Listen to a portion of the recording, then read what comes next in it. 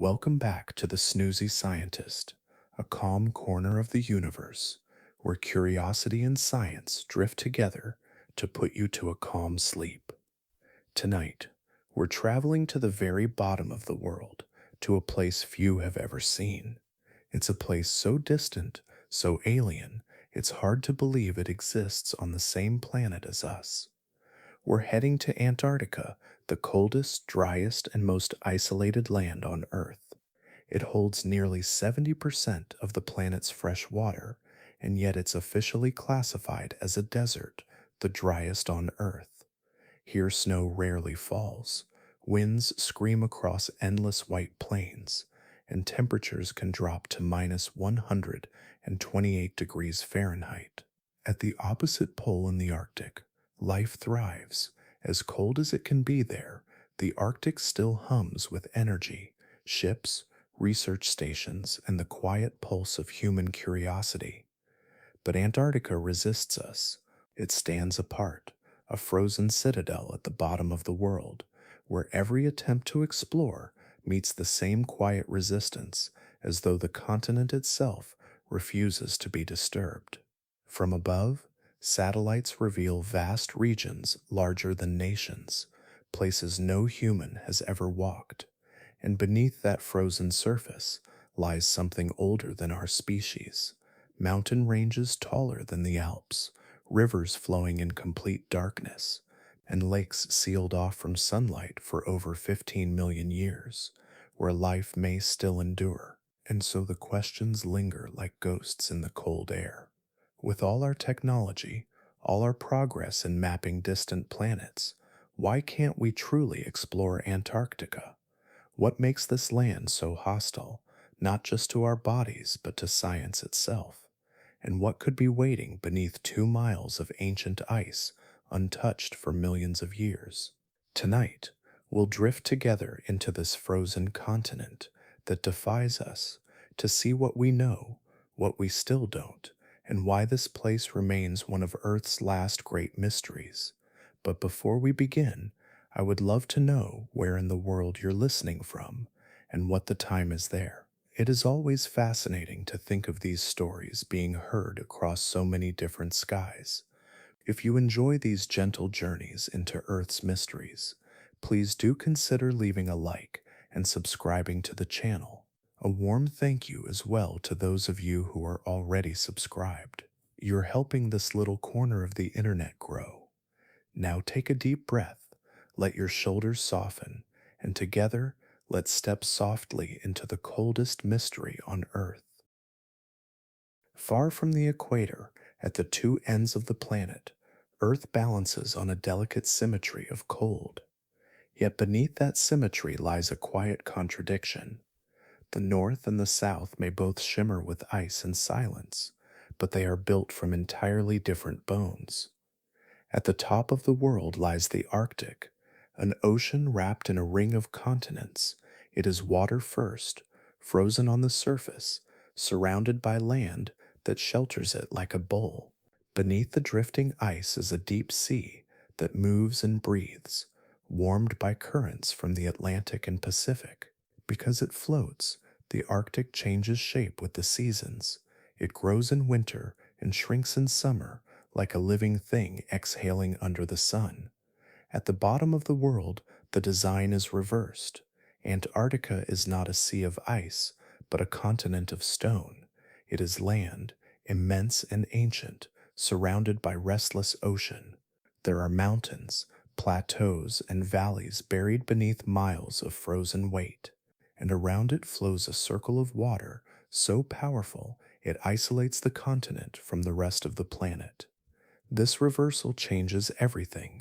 The Arctic sea ice, thin and drifting, allows life to bloom around it. Whales breach through cracks in the floes.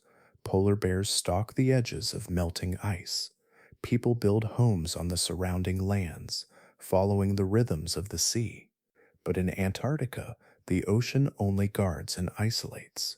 The winds that race around it form a barrier no warmth can easily cross.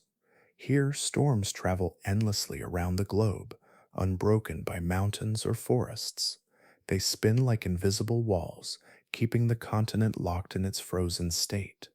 Because the Arctic is surrounded by land, it holds some of the Earth's heat close. The continents reflect warmth back toward the ice. But Antarctica, exposed to open ocean on every side, is left bare to the atmosphere's full reach. The cold spills outward in every direction, uncontained. Even in its brief summer, the sun circles low on the horizon, shining but barely warming. From orbit, the contrast is striking. The Arctic's ice glows like a patchwork, ever changing. The Antarctic is pure and blinding, a vast white permanence that swallows every shadow. It is colder not because the sun forgets it, but because its shape, its geography, and its solitude demand it. On the ground, the difference feels even deeper. In the Arctic, you can hear the creak of moving ice and the breath of life. There are villages on the coastlines, sled dogs, the low crack of hunters' rifles echoing over the sea. There are stories written into every drift of snow. People have lived there for thousands of years, tracing constellations in the long night sky. In Antarctica, there is only wind. Katabatic winds, as scientists call them, fall from the heights of the continent's plateau. They begin as whispers of cold air, then gather speed as they slide down slopes of ice. By the time they reach the coast, they can scream faster than hurricanes, erasing footprints within seconds. These winds sculpt ridges and hollows, carving the surface into patterns that shift with each season. Here, even sound seems fragile. The air is too dry, too thin. Voices carry strangely far, then vanish. The silence feels alive, like something breathing slowly beneath the ice. There are no bears or foxes, no human villages, no permanent trace of life, only scattered research stations, small islands of warmth amid endless white. The Arctic welcomes the sun's return each year with a burst of color. Ice melts, water flows, and seabirds rise in swirling clouds. In the south, the light brings no thaw, only a pale glow across the horizon. The ice reflects almost all of it, sending warmth back into space. Even during the brightest months, the cold remains absolute. The thickness of Antarctica's ice is beyond comprehension. In places, it is taller than the Himalayas, if measured from its base to its crest. Beneath it lie hidden valleys, ancient mountain chains, and rivers that flow in complete darkness. The Arctic's ice floats and drifts, fragile as breath. Antarctica's ice is carved into the bones of the planet itself. And so the two poles stand as opposites in every way. One is an ocean cradled by continents, the other a continent imprisoned by oceans. One allows life to move, to adapt, to endure. The other demands stillness, holding its secrets in silence. Scientists often call them mirrors, yet even mirrors distort. The Arctic reflects our resilience, our ability to live beside the edge of cold. Antarctica reflects our limits. It shows what happens when nature builds a fortress that refuses to yield. Standing on its frozen plateau, the horizon bends with the curve of the earth. There is no sound but the wind. The air bites and glitters. The light feels eternal, yet distant, as though time itself has slowed to a crawl. Same poles, opposite worlds. The north reminds us of survival, the south of surrender. Together they balance the planet, one fluid and alive, the other frozen and unyielding, the twin boundaries of all that life can endure. Antarctica looks flat from far above, as if the world itself has drawn a single white breath and held it for eternity. But what lies beneath that surface is neither simple nor still. The smooth plain hides a thickness beyond imagination, an ice sheet that in some places reaches nearly 3 miles deep. It is not a layer that rests gently on the land. It presses downward with the weight of all the centuries that made it, reshaping the continent below. Every flake that falls joins an ancient lineage. Over time, Snow compacts into layers of crystal, each pressed tighter until it becomes part of the solid mass. Year upon year, storm upon storm, the ice grows. Within it are faint lines, invisible to the eye, but traceable through instruments, marking every shift in temperature and wind. To scientists, it is not just ice, but history written in cold. If it were to melt, the world would feel its loss far beyond these frozen coasts. The sea would rise by more than 190 feet, swallowing cities, deltas, and shorelines that have existed since civilization began. But such a vision feels distant here. The ice does not melt, it endures, reflecting sunlight back into the sky, guarding the planet's balance like a patient sentinel. Beneath this enormous weight lies a secret world, a landscape no one has ever seen. Mountains, valleys, and ancient riverbeds stretch across the hidden interior. They are not frozen in ice, but buried beneath it, like the memory of an older Earth. Among these buried features stands the Gamburtsev Range, a chain of mountains as tall as the Alps. No human eyes have ever traced its ridges, yet it spans hundreds of miles under the heart of the continent. It was discovered not through sight, but through sound. In the 1950s, scientists began sending pulses of radar deep into the ice, letting the echoes return from below. What came back was not the smooth surface they expected, but a jagged, folded topography that looked almost alive. Peaks and valleys appeared in the data, forming a ghostly map of a world that had not seen sunlight for millions of years. When those images were first drawn, they seemed like fiction. The shapes were too dramatic, too complete, as if an entire mountain range had been placed there deliberately and sealed away. Later scans confirmed it. Beneath the vast plateau of East Antarctica, the Gamburtsev Mountains rise and fall in silence, their peaks draped in darkness, their valleys filled with compressed snow that has never thawed. Scientists believe these mountains may be older than the ice itself, perhaps hundreds of millions of years old. Some think they could be remnants of ancient continental collisions, once part of a tropical land long erased from the surface of the earth. When the continent drifted south and froze, these mountains became the foundation upon which the modern ice sheet grew. Over time, glaciers carved their flanks, then covered them completely, leaving only echoes beneath the surface. The ice does more than conceal, it preserves. Every grain of dust, every trapped bubble of air, every microscopic organism entombed within it remains untouched by decay. In this way, the continent holds the planet's oldest memory. Scientists sometimes call it a vault, but it is more than that. It is a time machine, one that has been sealed for millions of years, keeping fragments of a world that no longer exists. Within the ice, the pressure is so great that water behaves like glass. Tiny channels form and vanish, layers bend and flow in slow motion as if the whole continent were breathing once every few thousand years. Nothing here happens quickly. Even sound travels differently, stretching through the cold as if reluctant to leave. The radar that reveals these depths paints pictures more dreamlike than maps. On the screens, the buried world flickers in blue and white, full of shapes that resemble mountains, lakes, and winding rivers. To the human eye, it looks almost like another planet, one sculpted not by weather, but by time itself. And perhaps that is what it is, a planet within a planet, frozen in place, holding secrets older than our species. No one can walk there or set foot upon those hidden summits. The ice above them is too thick, too cold, too heavy to penetrate.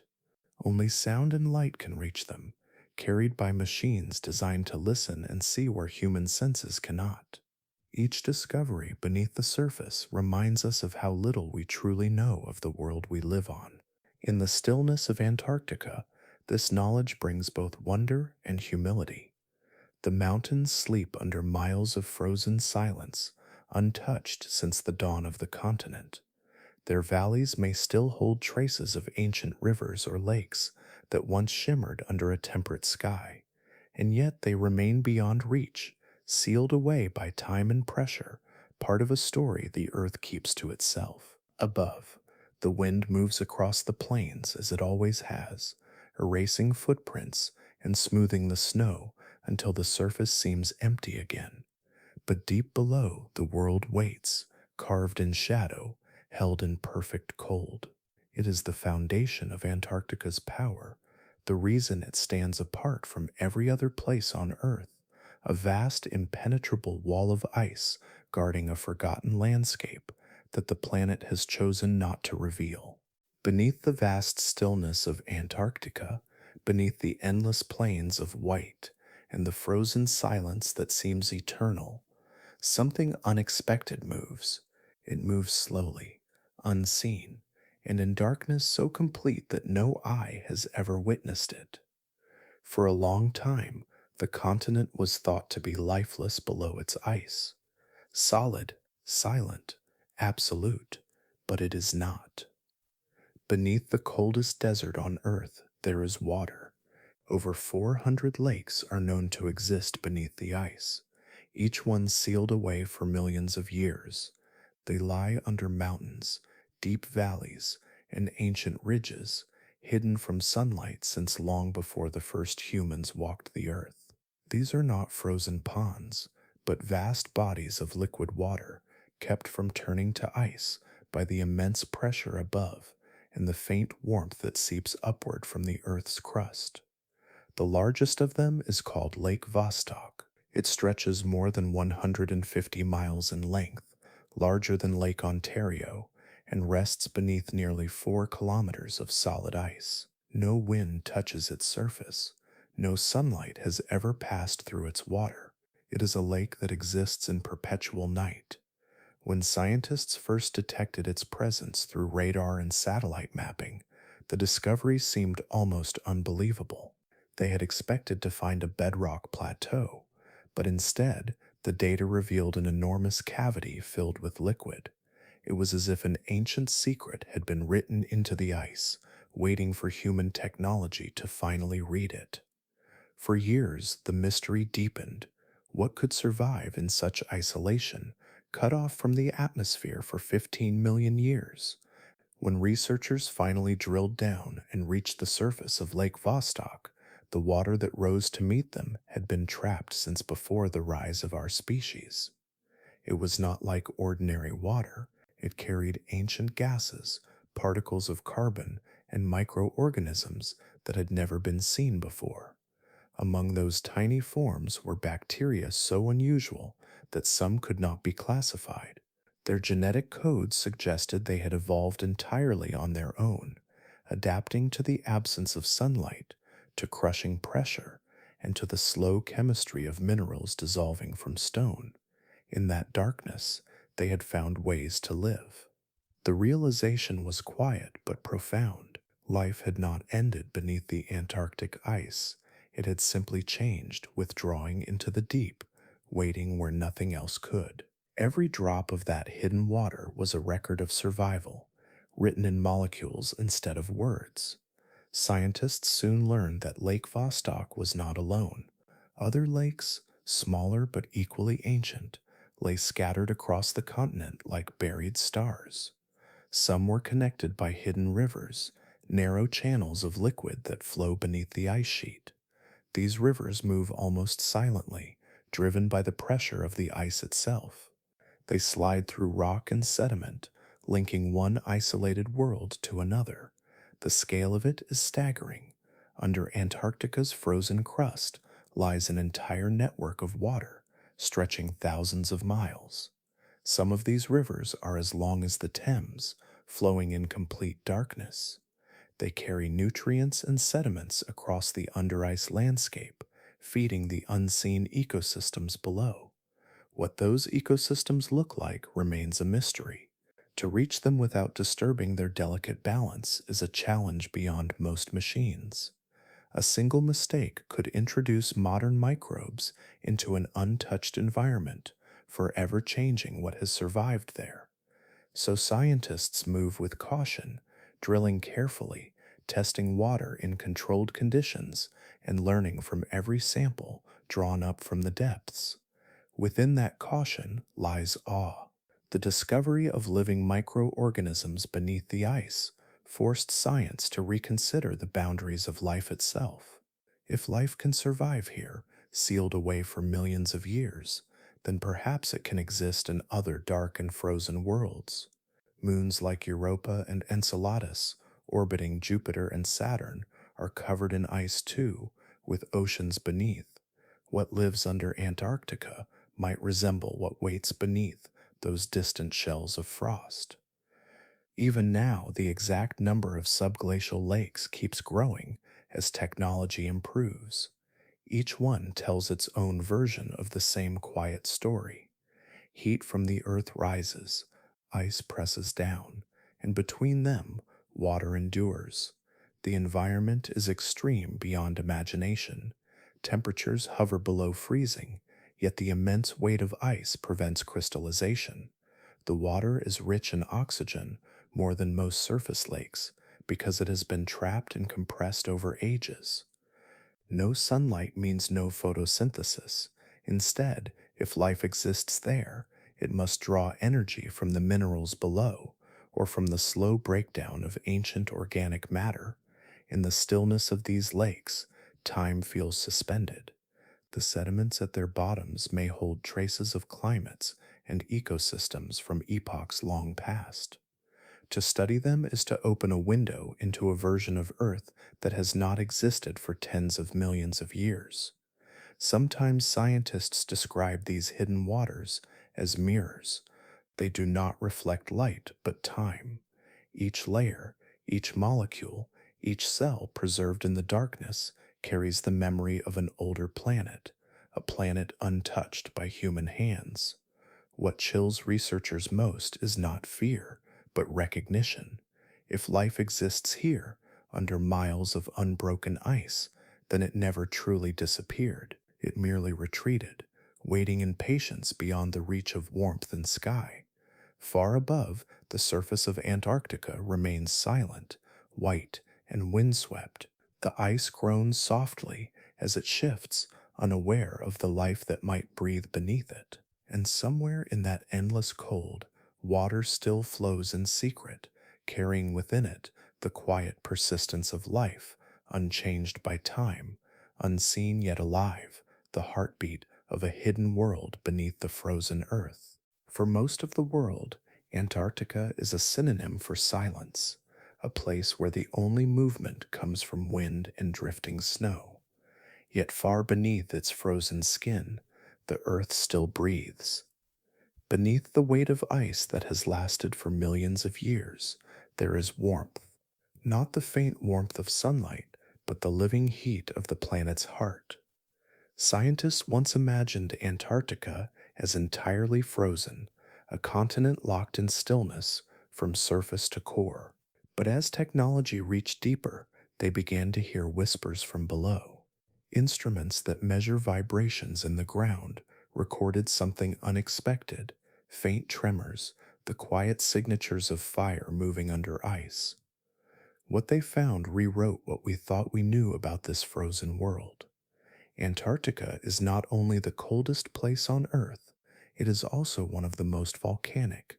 Hidden beneath its glaciers lie more than 100 volcanoes, scattered across mountain ranges and deep valleys. Some rise from the sea floor beneath the ice shelves, others rest beneath layers of snow so thick that their shapes can only be traced through radar. These volcanoes are not ancient fossils of fire, long dead and silent. Many are still alive. Some send faint heat upward, enough to melt the ice above them and form hidden lakes. Others rumble quietly, their lava chambers deep and restless. The continent, for all its stillness, is built upon slow motion and hidden energy. Among them stands Mount Erebus, the highest active volcano on the continent and one of the strangest places on Earth. It towers above Ross Island, where snow meets smoke. From afar, it appears like any other Antarctic peak, a pyramid of ice under a pale sky. But at its summit, fire glows. Inside its crater, a lake of molten lava has burned continuously for decades, perhaps even centuries. The air around Erebus shimmers faintly with heat, though the winds are sharp enough to freeze exposed skin. Volcanic gases curl upward, carried by the same currents that carve the surrounding glaciers. Every few minutes, bubbles of molten rock burst at the surface, releasing fragments of light into the cold. The sight is almost unreal, fire and ice meeting in one breath. Here, temperatures can fall low enough to make steel brittle, yet just a few hundred meters below, rock melts into liquid. Scientists who have visited Mount Erebus describe it as standing between two worlds. On one side, the endless cold. On the other, the pulse of the Earth's core, rising through cracks in ancient stone. This fire does not stay contained. Beneath the thick continental ice, geothermal heat seeps upward from the crust, creating pockets of warmth that melt small regions of the frozen sheet. These melt zones form liquid cavities known as subglacial lakes and rivers, hidden reservoirs that can flow for miles beneath the ice without ever reaching the surface. The warmth is gentle, spreading slowly through the rock, yet its influence shapes the continent from below. Satellite studies have revealed these warm anomalies, glowing faintly in thermal maps. Some areas beneath West Antarctica are several degrees warmer than the surrounding bedrock, enough to keep entire networks of underground water in motion. In these places, the ice does not simply sit on the land. It slides, driven by gravity and lubricated by the water beneath. This hidden heat explains much about Antarctica's complexity. The continent is not static, as it once seemed. It shifts and creaks under the influence of the fires below. Volcanic activity has sculpted the landscape over millions of years, lifting mountains, carving basins, and feeding the slow formation of glaciers. Even now, its warmth sustains those mysterious lakes discovered in earlier studies, the same ones where life may still survive in isolation. Mount Erebus is only the most visible reminder of this paradox. Beneath miles of ice, smaller volcanoes continue to exhale quietly. Their presence is revealed through faint tremors, magnetic readings, and subtle changes in the ice above. Some of these volcanoes lie completely buried, their summits hundreds of meters below the surface. Others are clustered along deep rifts where the crust itself is thinning, letting magma rise closer to the frozen world above. To imagine what this looks like is to picture two extremes living side by side. Above, there is silence, wind, and the brittle sound of ice cracking in the cold. Below, there is movement, molten rock, and the soundless roar of heat pressing upward through stone. The two are separated by only a few miles, yet they could not be more different. This coexistence gives Antarctica an otherworldly quality. It is a continent of opposites, where the oldest ice on Earth rests above one of its youngest geologic hearts.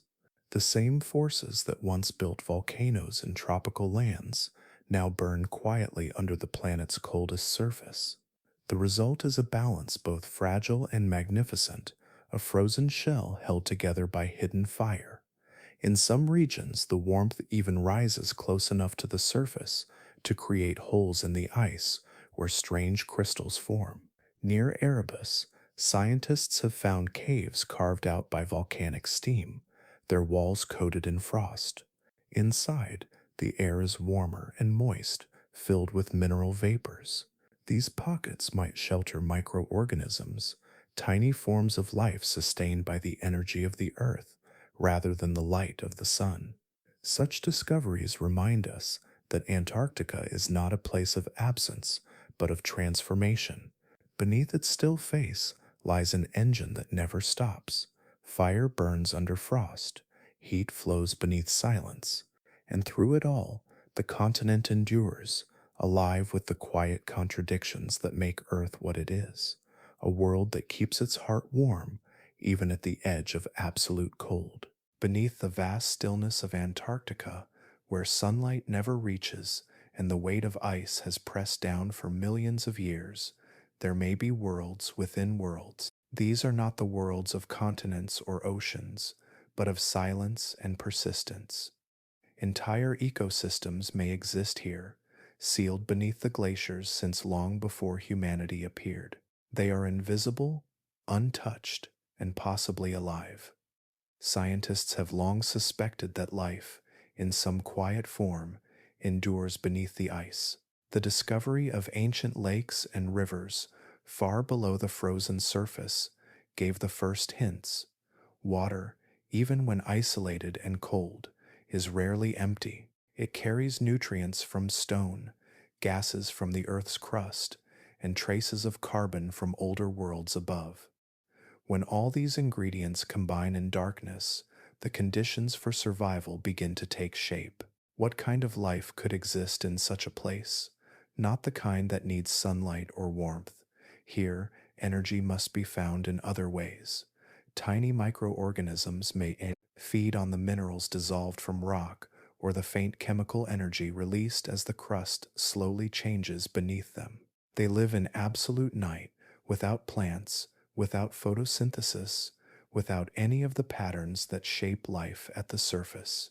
To imagine these hidden realms is to picture a form of life entirely separate from our own, continuing its slow rhythm far below the frozen deserts of the South Pole. It is a world without color, where time moves differently, and where the air, if it exists at all, is heavy with ancient gases. Some scientists describe these places as biological time capsules, still keeping the early chemistry of Earth before the rise of complex organisms. If these ecosystems exist, they would have evolved in isolation for tens of millions of years, cut off from the oceans, from the winds, and from the cycles of day and night. They might contain species that share nothing with life at the surface. Their DNA could hold clues to older evolutionary paths, branches that diverged long before the rest of the planet's living web. Every drop of that sealed water could be a museum of ancient biology. When the first cores of subglacial ice were brought up and melted in laboratories, the results hinted at such possibilities. Traces of microbial DNA were found, though faint and degraded by time. But deeper samples, drawn from lakes buried under miles of ice, revealed something more convincing. Cells intact, their membranes still whole, their chemistry still active. These organisms were not dead.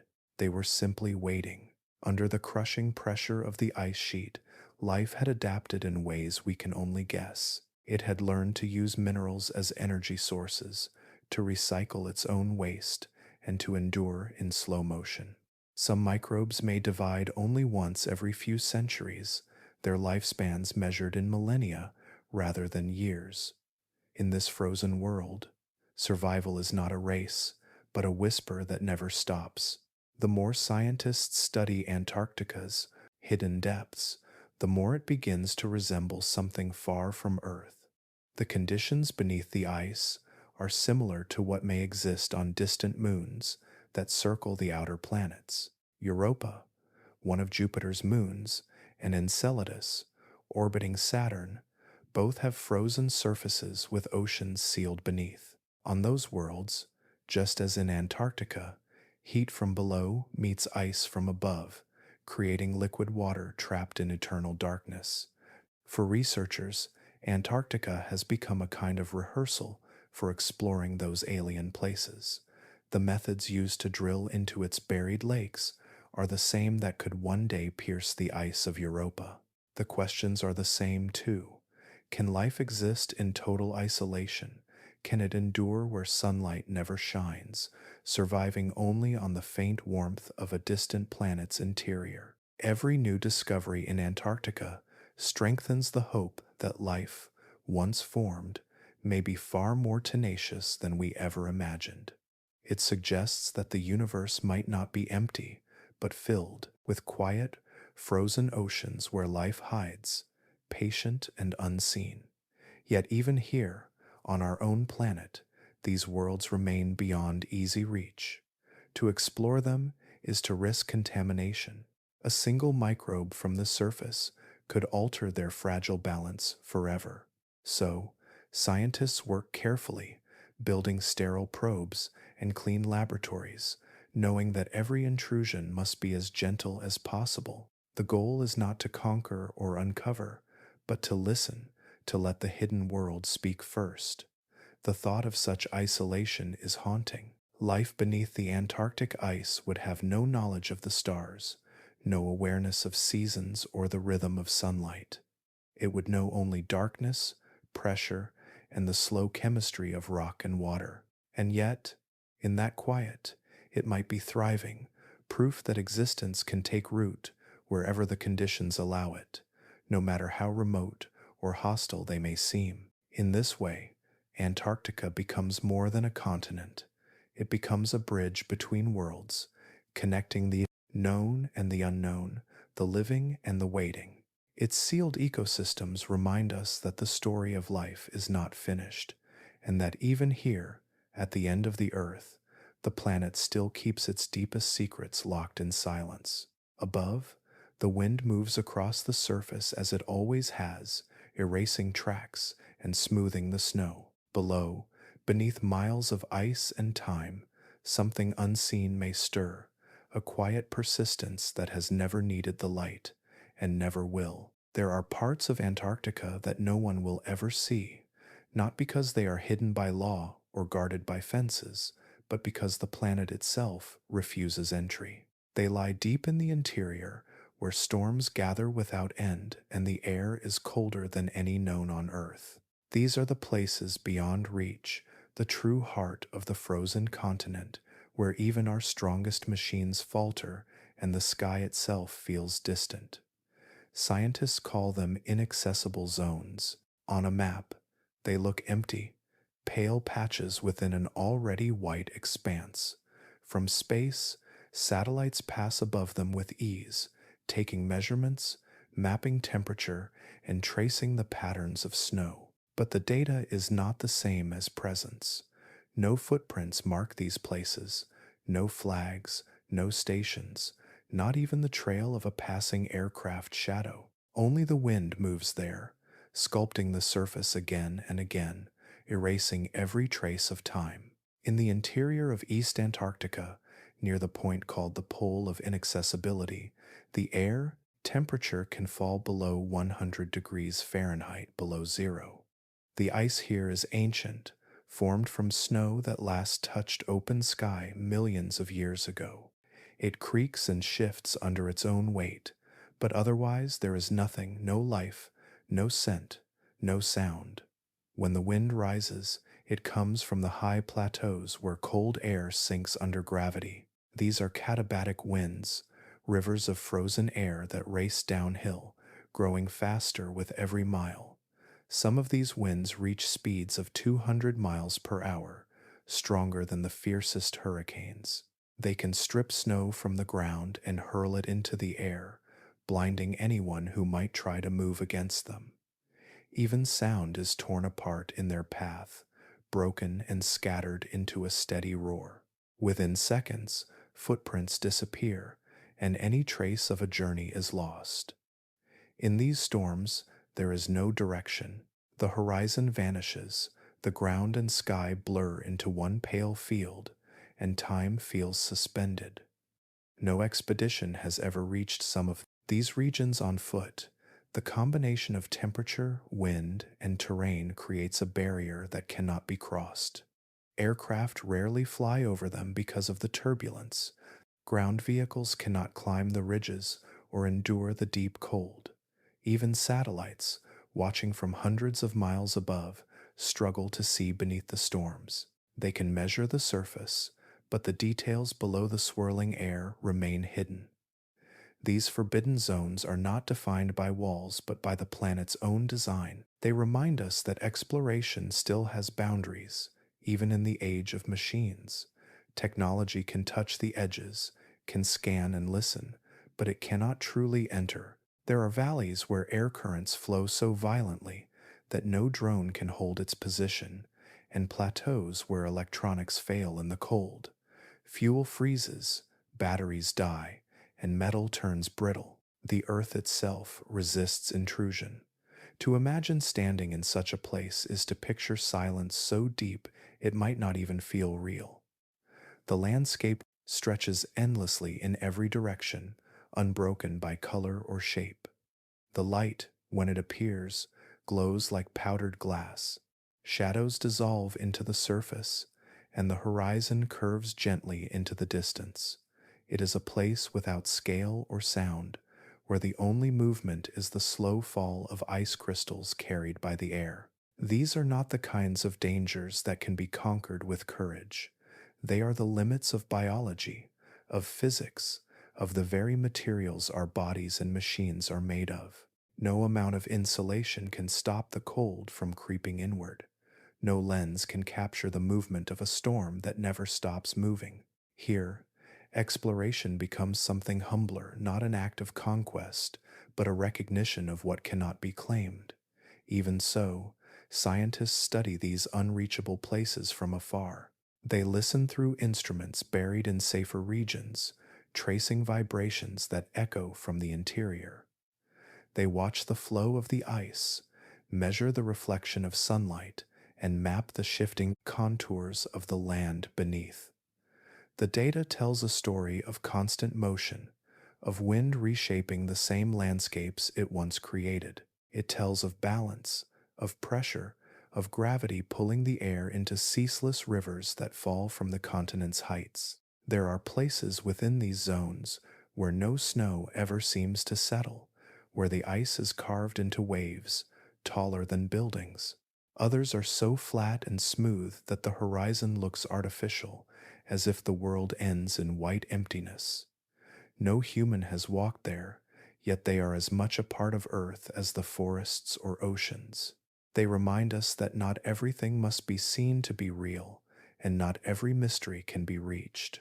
In an age when satellites can map distant planets and robots can wander the floor of alien seas, Antarctica still keeps its own corners secret. The storms are its sentinels, the winds its guardians. They erase, they protect, and they remind. Even in a world we have measured and mapped, there are still regions untouched, where the planet remains sovereign and the silence holds its ground. And so, the frozen heart of Antarctica endures, untouched and unwalked. The snow falls, the wind rises, and the earth keeps its distance, drawing a soft boundary between what we can know and what must remain unseen. Far beneath the miles of ice that now cover Antarctica, there sleeps the memory of a green world. It is difficult to imagine such a thing while standing in the howling cold, where the air stings the lungs, and no leaf has fluttered in the wind for millions of years. Yet deep within the rock, scientists have found the remains of forests, not impressions, not shadows, but fossilized trees still holding the delicate traces of their inner cells, a silent record of an ancient summer. The discovery began with fragments of wood, darkened and petrified, pulled from the sides of mountains, where the ice had retreated just enough to expose what lay beneath. Later, entire stumps were found, still rooted in place, as if waiting for the return of sunlight. Their rings told of seasons that came and went, of growth and rest, of rainfall and warmth. Each trunk, each leaf, was a whisper from a time when Antarctica was alive with green. Long ago, this continent rested closer to the equator. The Earth's great plates were still drifting, carrying the land like rafts across the slow-moving sea.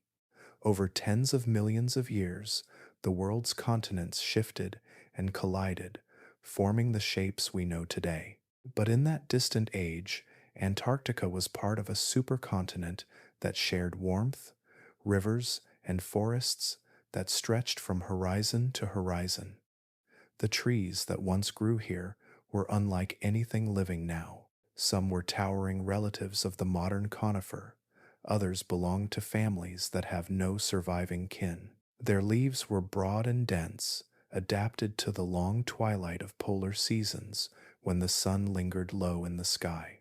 Even in months of darkness, they endured, storing energy in their thick trunks, waiting patiently for the return of light. When scientists studied thin slices of this ancient wood under microscopes, they were astonished to see the cell walls still intact.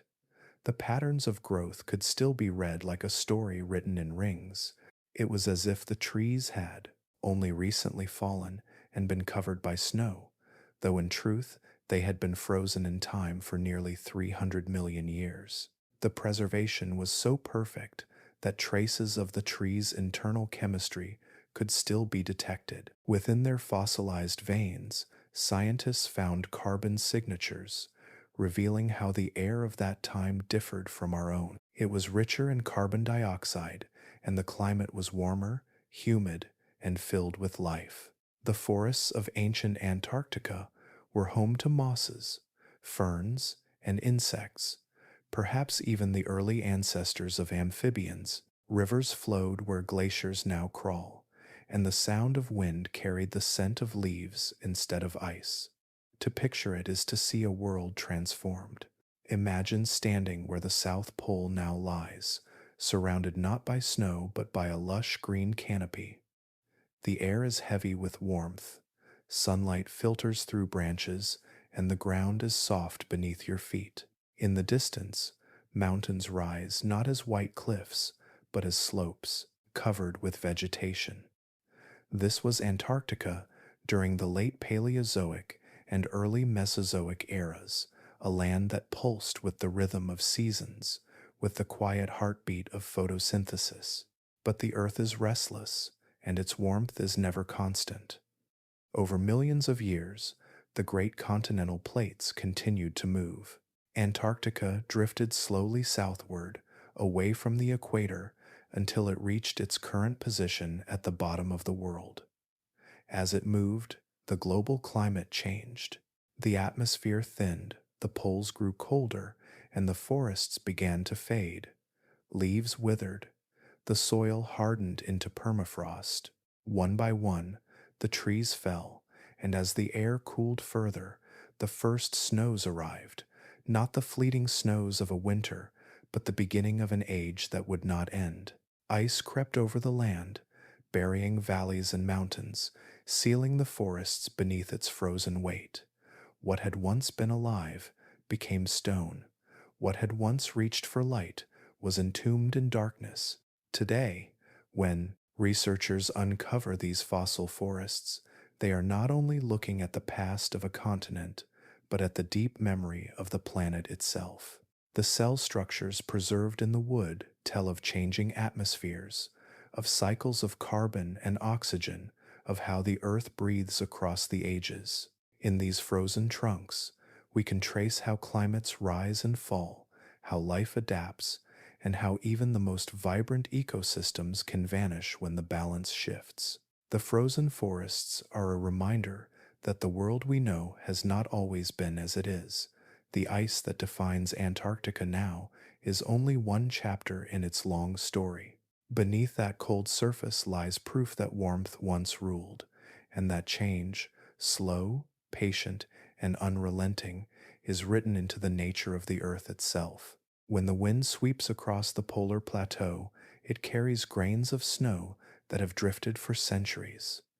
Each flake falls upon the same ground that once nourished roots and leaves. The forest is gone, but its shape remains, held in stone, waiting in silence beneath the ice. And though the continent above it has turned to white, the story buried below still glows faintly with the memory of green. Antarctica is not only a continent of ice, it is a library built by time itself.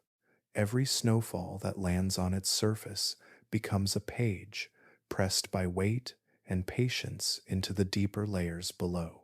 Over millennia, those pages harden into crystal. Within them, tiny bubbles of air become trapped, sealed away from the winds that once carried them. To scientists, These are not just bubbles, they are the preserved breath of ancient worlds. When researchers drill deep into the Antarctic ice, they are not simply collecting frozen water, they are reaching into history, pulling from the depths small cylinders of ice called cores. Each core is a timeline stacked with the seasons of Earth. The deeper the core, the older the record. The oldest of these samples has carried air more than 2.5 million years old, a relic from a time before humans existed, when glaciers moved across continents that looked both familiar and strange. Inside those narrow columns, the ice glows blue, faintly, translucent, and streaked with delicate layers. To the untrained eye, they might appear identical, one frozen section after another. But under the microscope, each layer tells its own story. Dust reveals volcanic eruptions. Sulfur traces mark distant wildfires. The chemistry of the ice reflects the warmth or chill of each passing age.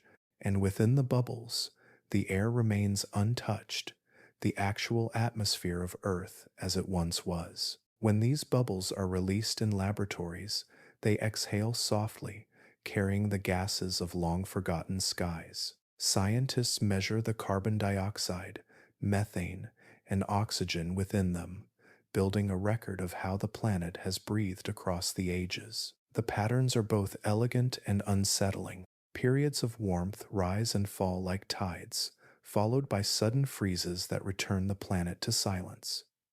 Each fluctuation corresponds to changes in carbon dioxide levels, a rhythm written in the language of ice. These ancient records reveal something profound, that Earth's climate has never been still. For millions of years, it has swung between heat and cold, life and extinction, in vast and patient cycles. When carbon dioxide in the air rises, the world warms. When it falls, the ice returns, creeping outward until oceans shrink and continents lock in frost. The balance is fragile, always shifting, and always precise. By studying these trapped gases, scientists have traced the fingerprints of past extinctions. Some layers show spikes of dust and ash, evidence of asteroid impacts or massive volcanic eruptions. Others reveal gradual changes when the atmosphere thickened with carbon dioxide and the oceans grew warmer and more acidic. In those epochs, species vanished quietly, one by one, as the planet adjusted to its new equilibrium. The ice does not judge or mourn, but it remembers. In one of the deepest cores, scientists found the faint trace of an atmosphere from a time when early humans had not yet appeared. The ratio of gases suggested a gentle, stable climate where forests stretched far into regions that are now frozen. Later layers told of a world that cooled and contracted, locking that warmth away. In its stillness, the ice preserves not only data but emotion, the slow turning of an ancient cycle that continues even now. The process of collecting these records is delicate work. Drills descend slowly, cutting through miles of ice in slender spirals. Each fragment is lifted carefully to the surface, where it is kept frozen, labeled, and shipped to laboratories thousands of miles away. Some cores are stored in special vaults at constant sub-zero temperatures, guarded as though they were relics of a lost civilization. In a sense, they are.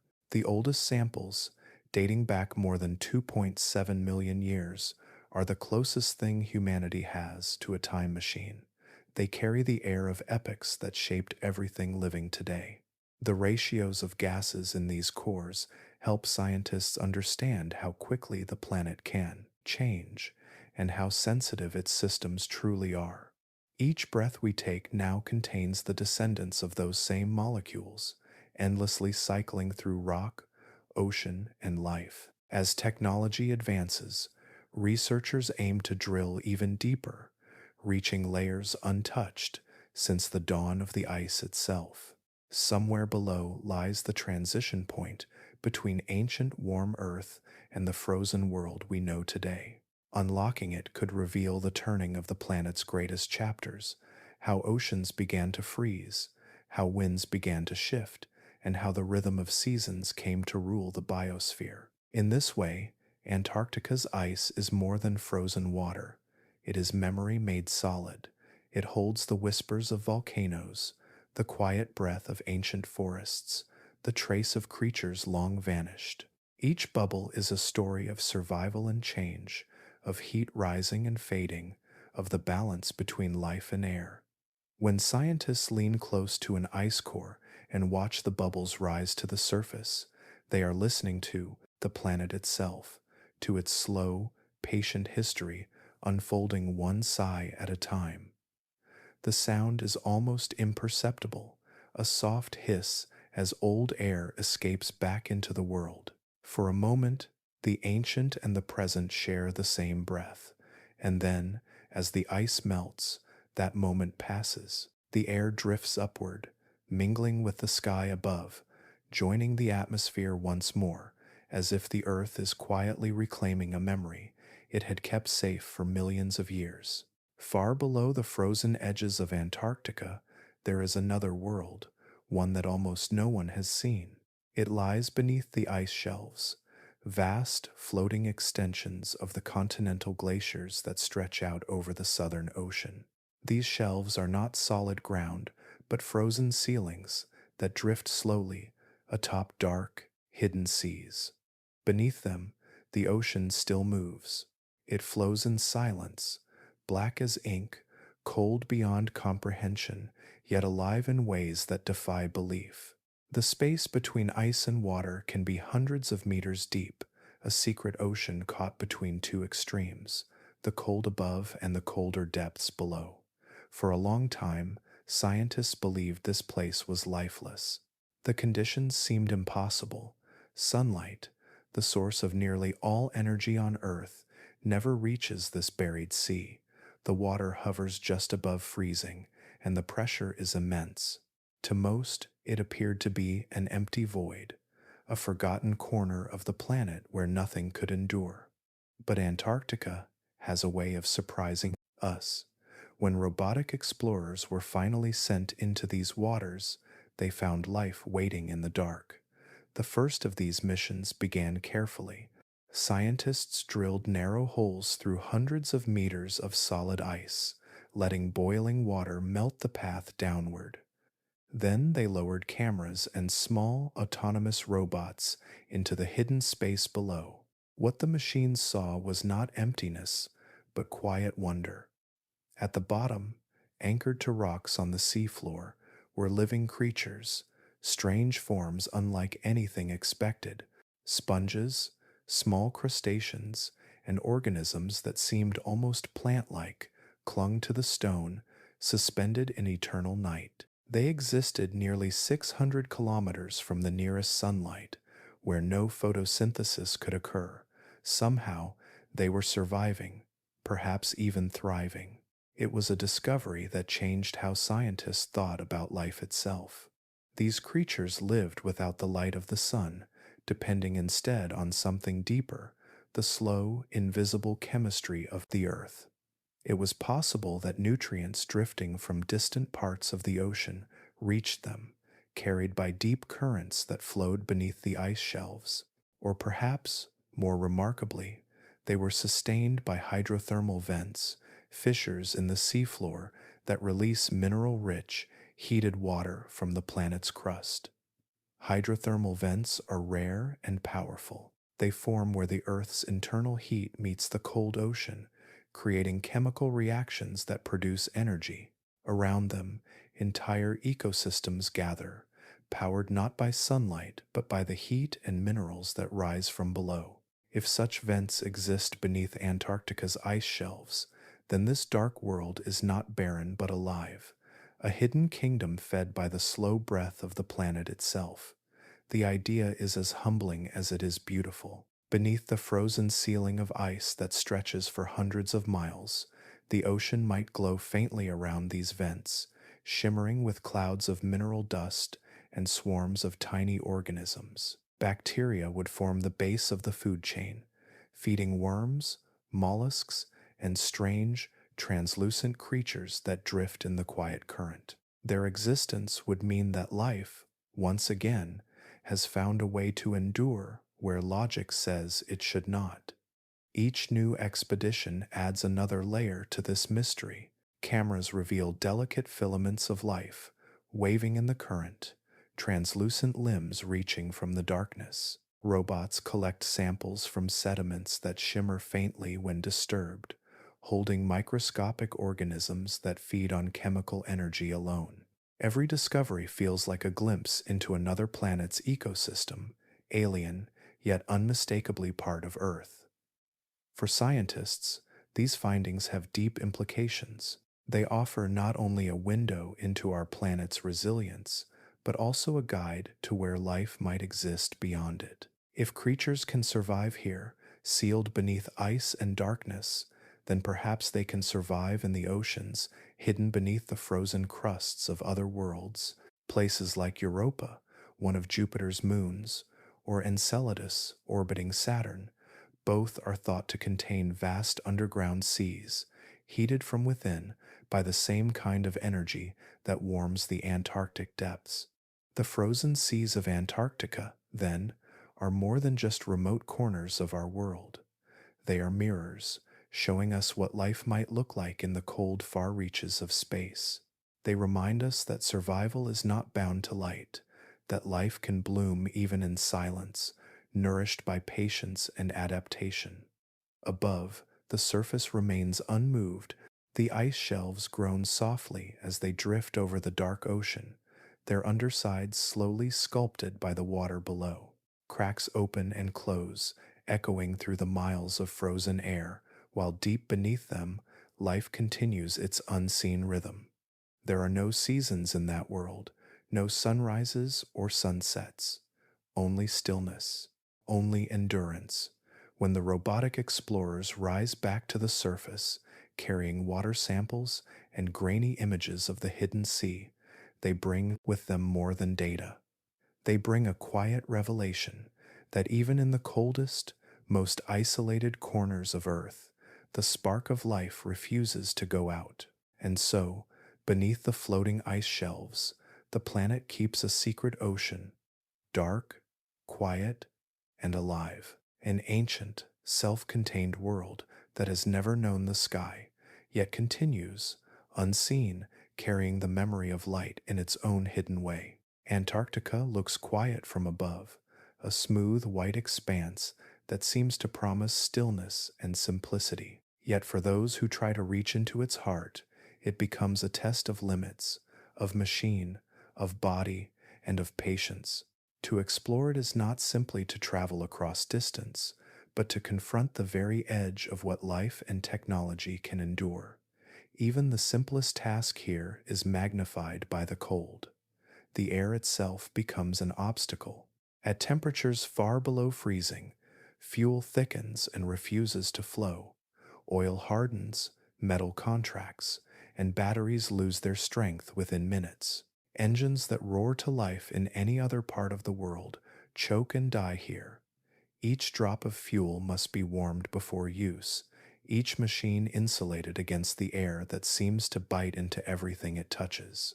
Drones that could map mountains or glide across jungles falter in seconds, their wings frost over, their circuits slow, and the delicate balance that keeps them aloft collapses into the wind. Cameras freeze mid-focus, lenses coated in crystals of ice that grow like tiny flowers on glass. In this place, even the simplest form of flight becomes fragile. The cold does not destroy in dramatic bursts, but through patience, it seeps into every wire and bolt. It turns plastic brittle, makes screens fade, and silences the steady hum of electronics. Computers must be kept in small heated tents, protected like living creatures. Scientists who spend months here know that every spark of technology is temporary, living on borrowed warmth. And yet the cold is only part of the challenge. The winds, invisible but unrelenting, rule the surface. They sweep across the plateaus at speeds greater than hurricanes, carrying with them fine grains of snow that can strip paint from metal. These are the same katabatic winds that fall from the high interior, flowing downward in endless rivers of air. In their path, visibility vanishes, the horizon dissolves. Even a few steps from camp, the world becomes white and formless.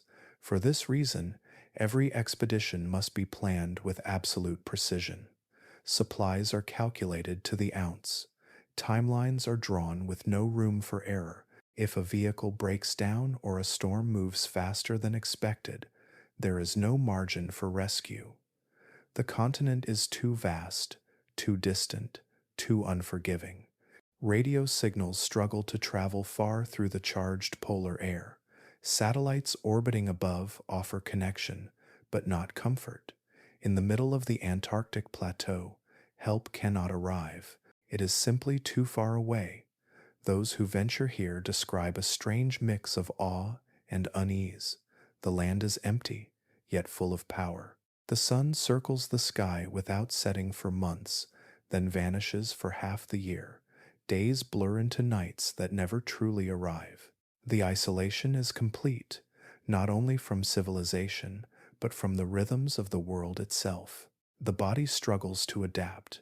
Breathing becomes slower, muscles stiffen, even thoughts seem to move differently in the cold, quieter, more deliberate.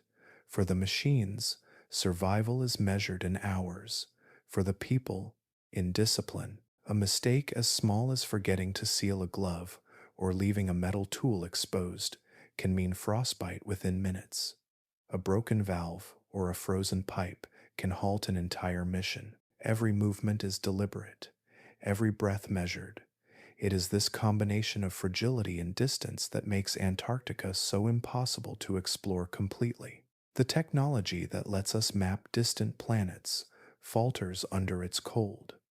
Rovers that survive the surface of Mars have more stable temperatures than equipment left on the Antarctic plateau. Even the most advanced autonomous robots fail after a few days.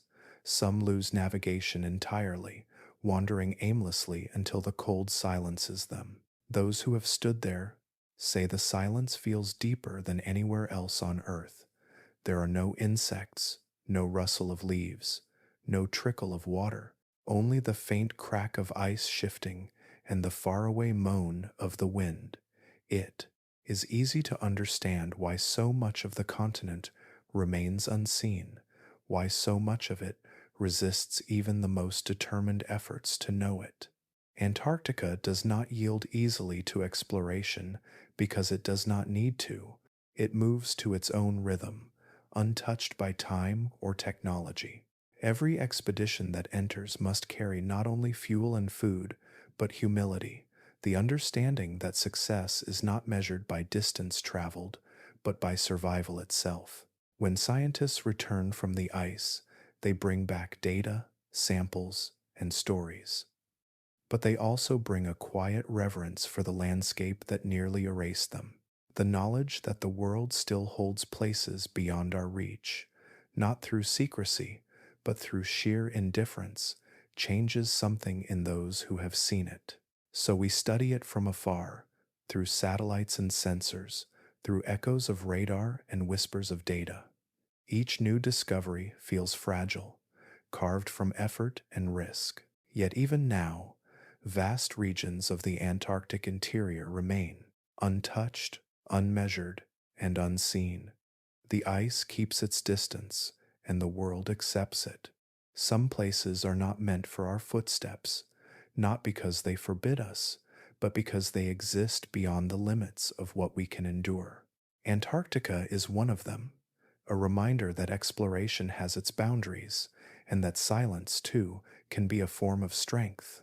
Far from the quiet heart of the continent, where ice stretches without end, there is another kind of barrier, one that does not stand still. It is not made of frozen walls or jagged peaks, but of water, endless and circling. The Antarctic Circumpolar Current, as scientists call it, is the mightiest flow of ocean on Earth. It surrounds the entire continent like a living fortress, separating Antarctica from the rest of the world. This current is unlike any other. It moves continuously from west to east, driven by the powerful winds that circle the Southern Ocean. Nowhere else on the planet does a current flow unbroken around the globe. The continents of the north interrupt and divide other oceans, but here nothing stands in its way. The water races around the bottom of the world, carrying more energy than any river or storm, binding Antarctica within a ring of cold. It is a current of distance as much as of movement. The waters within it are ancient, rising from the deep to the surface, before sinking again, creating layers that never truly mix with the warmer oceans beyond. The current acts like a shield, keeping Antarctica isolated not only by ice and temperature, but by motion itself. Warm water from the tropics tries to move southward, but the current turns it away, sweeping it into its endless loop. In this way, Antarctica is both protected and imprisoned. The same force that preserves its frozen solitude also ensures its hostility to life and travel. Ships that venture too far south find themselves caught in shifting boundaries of water and wind. Waves rise like walls, sometimes higher than houses, formed by the sheer momentum of the current and the unbroken sweep of the wind. There are no coastlines here to calm the sea, no shelter to hide from the storm. To cross the circumpolar current is to feel the planet's rotation turned into water. The temperature drops quickly, the sky becomes pale and restless, and the horizon seems to move with the waves. The ocean churns with eddies that twist and vanish, hiding underwater ridges and whirlpools that shift from hour to hour. Even the strongest vessels must move carefully, guided by experience more than by instruments. Beneath the surface, the current dives deep, thousands of meters down, forming a river of cold that wraps the planet's southern reaches. It is so massive that it carries more water than all the world's rivers combined, flowing endlessly between the Atlantic, Pacific, and Indian Oceans. Through it, the Earth breathes, exchanging heat and nutrients between hemispheres. Yet, near Antarctica, this exchange grows faint. The cold keeps its secrets close. The difference between this southern sea and the northern Arctic is striking. The Arctic, though harsh, is surrounded by continents that hold it in place. It is an ocean ringed by land, where coastlines provide refuge and ice forms a solid bridge across its surface. The Antarctic, in contrast, is land surrounded by ocean, a vast, immovable mass encircled by moving water. That reversal changes everything. In the Arctic, explorers can travel over the ice itself, reaching islands and coastlines across relatively calm seas. In the south, the sea never rests. The Antarctic Circumpolar Current acts as both moat and storm, making the continent far more difficult to approach. The temperature difference between the cold south and the warmer waters beyond fuels fierce winds that encircle the planet.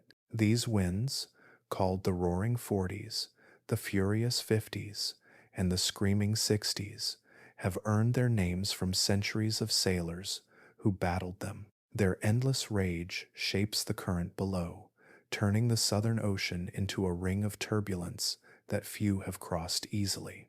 It was only through careful timing and patience that the first explorers reached the icy continent. Many ships never made it.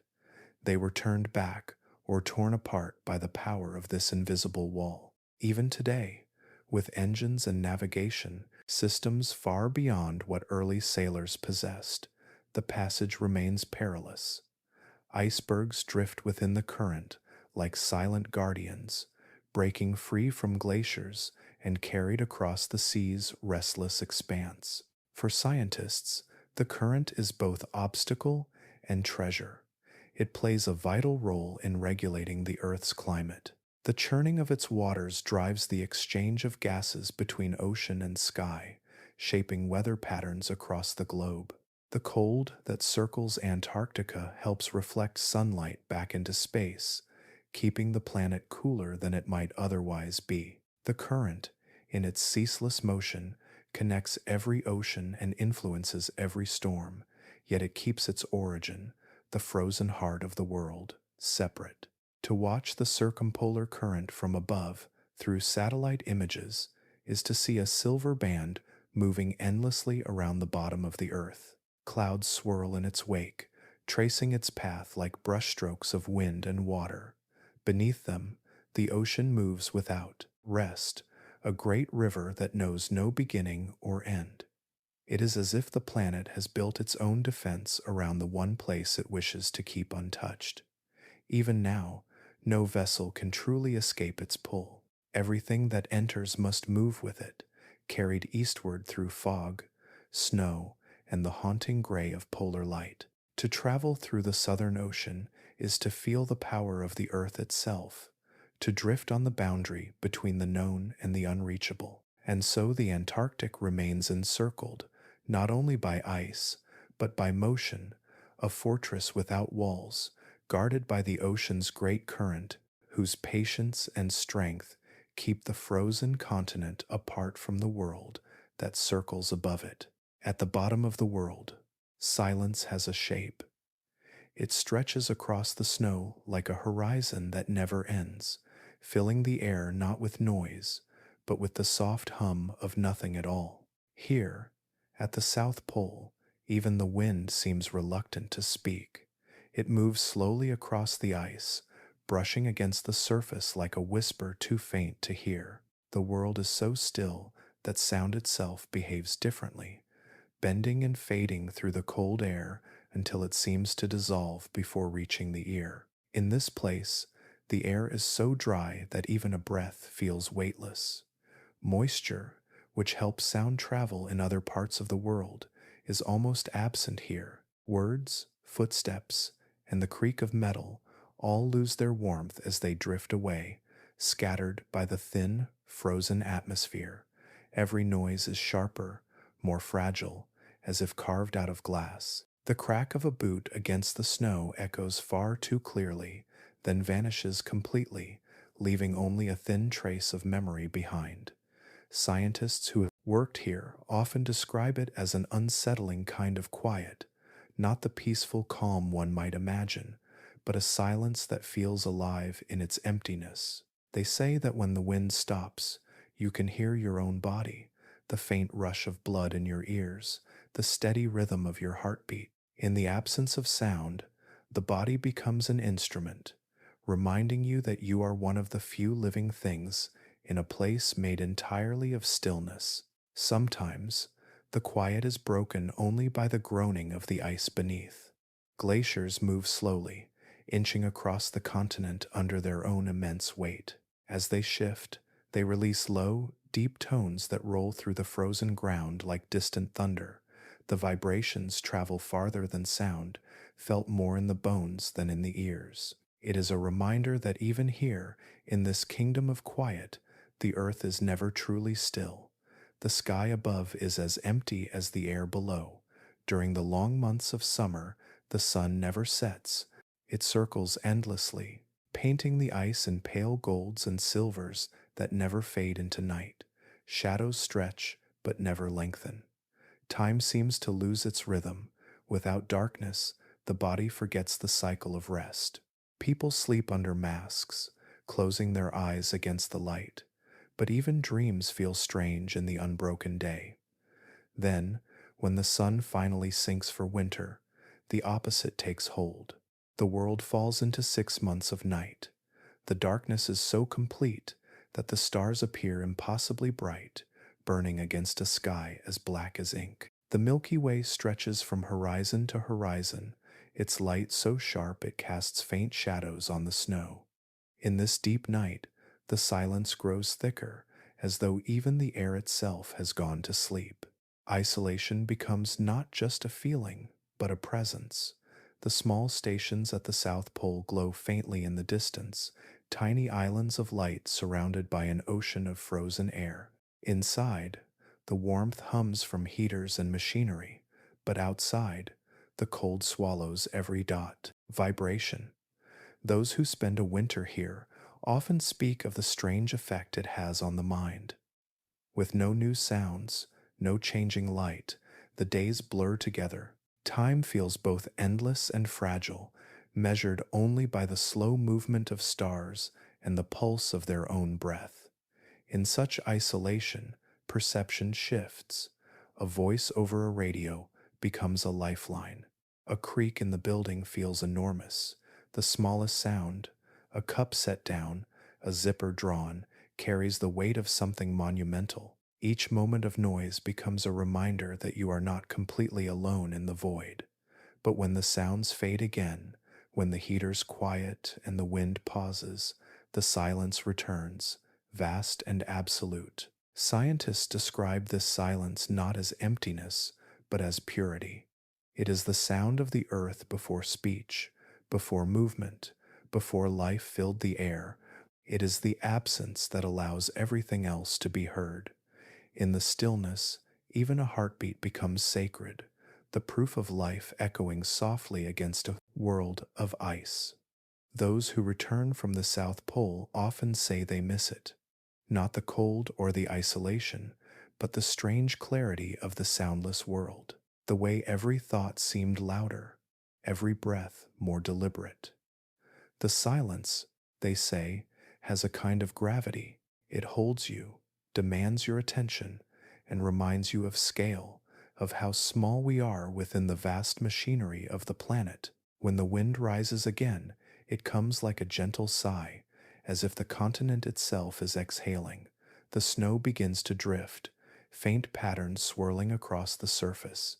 The sound is soft, almost musical, carried by the dry air until it fades into distance. And then, once more, the quiet returns, stretching across the frozen plateau, endless and unbroken, where the only thing left to hear is the slow, steady rhythm of your own heart, keeping time with the silence of the South Pole. At the farthest end of the earth, where almost nothing grows and silence reigns over miles of frozen white, there exists something even rarer than life itself: agreement. It is not written in stone or bound by walls, but in words and promises, held steady by trust. The Antarctic Treaty, signed in the winter of 1959, became humanity's quiet vow to leave one place on the planet untouched by ambition. At that time, the world above the ice was far from peaceful. Nations watched one another from behind borders, drawn with suspicion, their skies filled with tension, and their oceans patrolled by ships of power. Yet somehow, beneath that storm of politics, a fragile calm found root in the coldest place on Earth. 12 countries, including those with rival ideologies and histories of war, agreed that this one continent would belong to no one. In the years that followed, more joined them, now over 50 nations, each carrying their own flag but sharing one principle: that Antarctica would remain a sanctuary for peace and science. No army may cross its borders, no weapon may rest upon its soil, no nation may claim it as its own. Even the land itself cannot be mined for its riches, no matter what treasures lie beneath the ice. To the outside world, the treaty seemed almost impossible, a pact of restraint in an age of conquest. But perhaps it was Antarctica itself that made it possible. The continent offers nothing to those who seek to own it. Its winds destroy machinery. Its distance devours ambition. To live there is to surrender control, to respect the rules of cold and isolation. It is a place that humbles the idea of power. The treaty's words are simple but weighty. They say that the continent exists only for peaceful purposes, that research will be shared freely, and that every expedition must serve knowledge rather than politics.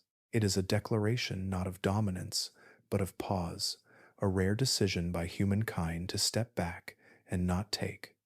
Under this agreement, Antarctica became a laboratory of the Earth itself. Scientists from different corners of the world work side by side, studying the ice, the air, and the stars that shine brighter there than almost anywhere else.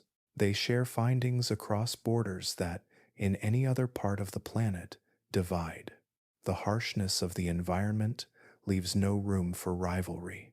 When storms close in, even competitors help one another survive. Still, beneath this harmony lies a quiet tension, not of open conflict, but of question. The treaty forbids mining, yet beneath the ice lie vast reserves of coal, oil, and precious minerals, locked away like ancient treasure. For now, the ice protects them. But as technology grows and resources elsewhere begin to wane, the temptation will rise again. The pact endures because of trust, but trust, like ice, must be maintained. There are voices that call the treaty a triumph of conscience, a rare proof that humanity can choose restraint over possession. Others see it as paralysis, a hesitation to act even in the face of need. They ask whether it is moral to leave such resources untouched while others suffer scarcity. Yet those who defend the treaty remind us that the value of Antarctica is not what it hides, but what it teaches. It is one of the last places on Earth where nature still speaks louder than nations. The meeting of science and geopolitics here is delicate. Every expedition, every research station, every satellite antenna placed upon the ice must navigate that fragile line. To study the continent is to cooperate, but also to declare presence. The flags that flutter above research bases are symbols of curiosity, yet also of quiet influence. Even the pursuit of knowledge, when carried too far, can become a shadow of competition. For now, the balance holds. When diplomats gather under the treaty's banner each year, they reaffirm the same vow made more than 60 years ago to protect this frozen world from the noise of human conflict. They meet not in palaces, but in modest rooms, their discussions lit by the soft hum of heaters and the distant howl of the Antarctic wind. Outside, the continent continues its slow rhythm, indifferent to their words. Glaciers move, storms gather, and the air glitters with ice crystals that catch the low light of the sun. No matter what signatures lie on paper, the real power here belongs to the landscape itself. The ice does not care who owns it. It allows presence, not possession. Perhaps that is why the treaty has endured for so long. It reflects the nature of the place it protects, still, patient, bound by silence. It asks not for conquest, but for listening. It reminds those who study it that some parts of the planet are not meant to be divided or used, but simply observed and understood. In this way, the Antarctic Treaty remains one of humanity's quietest achievements. A pact born in an age of division, kept alive by a rare moment of humility, a promise that, at the edge of the world, we would choose peace over power. And as the wind moves across the ice, carrying no words, no borders, no flags, it seems to echo that promise, that some places are sacred not because they belong to us, but because they never will. Beneath the stillness of Antarctica, where the world believes only silence reigns, there are places that breathe fire. Hidden under the thick ice, volcanoes sleep in the dark, their heat muffled by miles of frozen weight. From the surface, nothing reveals them. The land appears calm, endless, eternal. But satellites that scan the continent in infrared have begun to see faint signs of movement, pulses of warmth, glowing faintly through the ice, like embers buried under ash. Antarctica is not only a kingdom of cold, it is also a world built upon fire. The ground beneath the ice sheet is fractured and restless, made of ancient faults and volcanic ridges that trace the scars of the planet's slow, shifting crust. Some of these volcanoes have not erupted for millions of years. Others, like Mount Erebus, are still alive, glowing quietly in defiance of the surrounding cold. But far below the surface, where no human has walked, hundreds more remain hidden.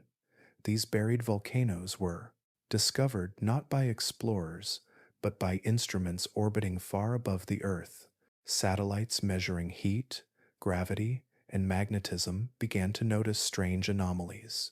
Spots where the ice above seemed to thin, or where the bedrock below released subtle waves of warmth. What they revealed astonished scientists.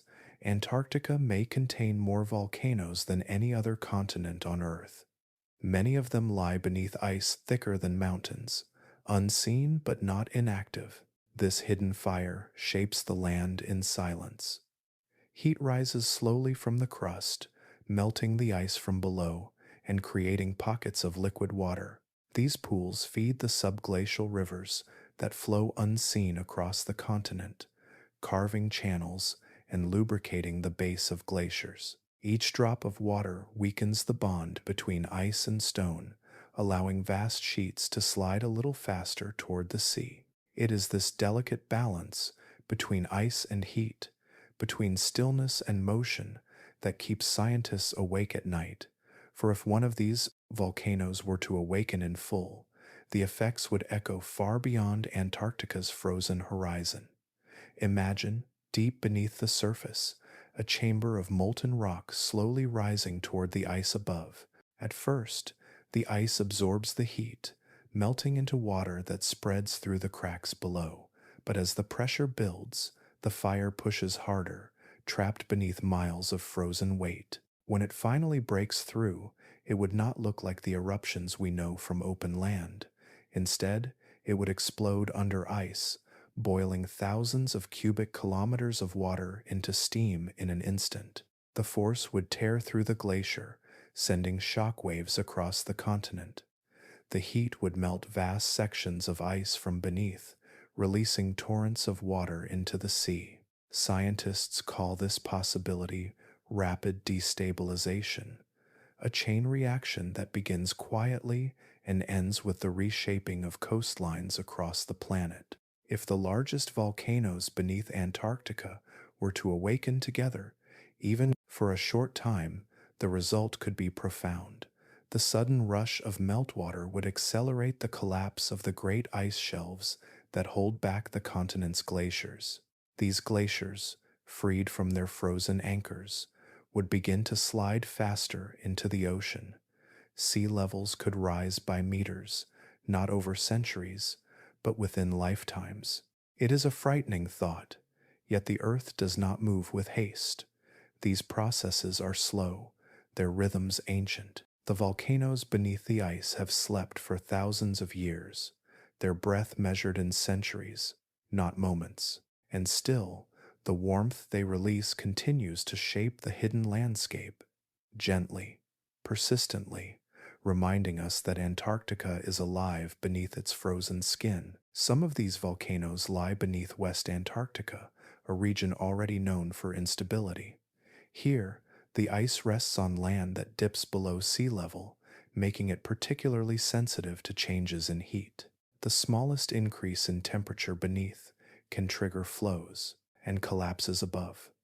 Scientists monitor these regions carefully, using satellites to watch for new signs of warmth or motion.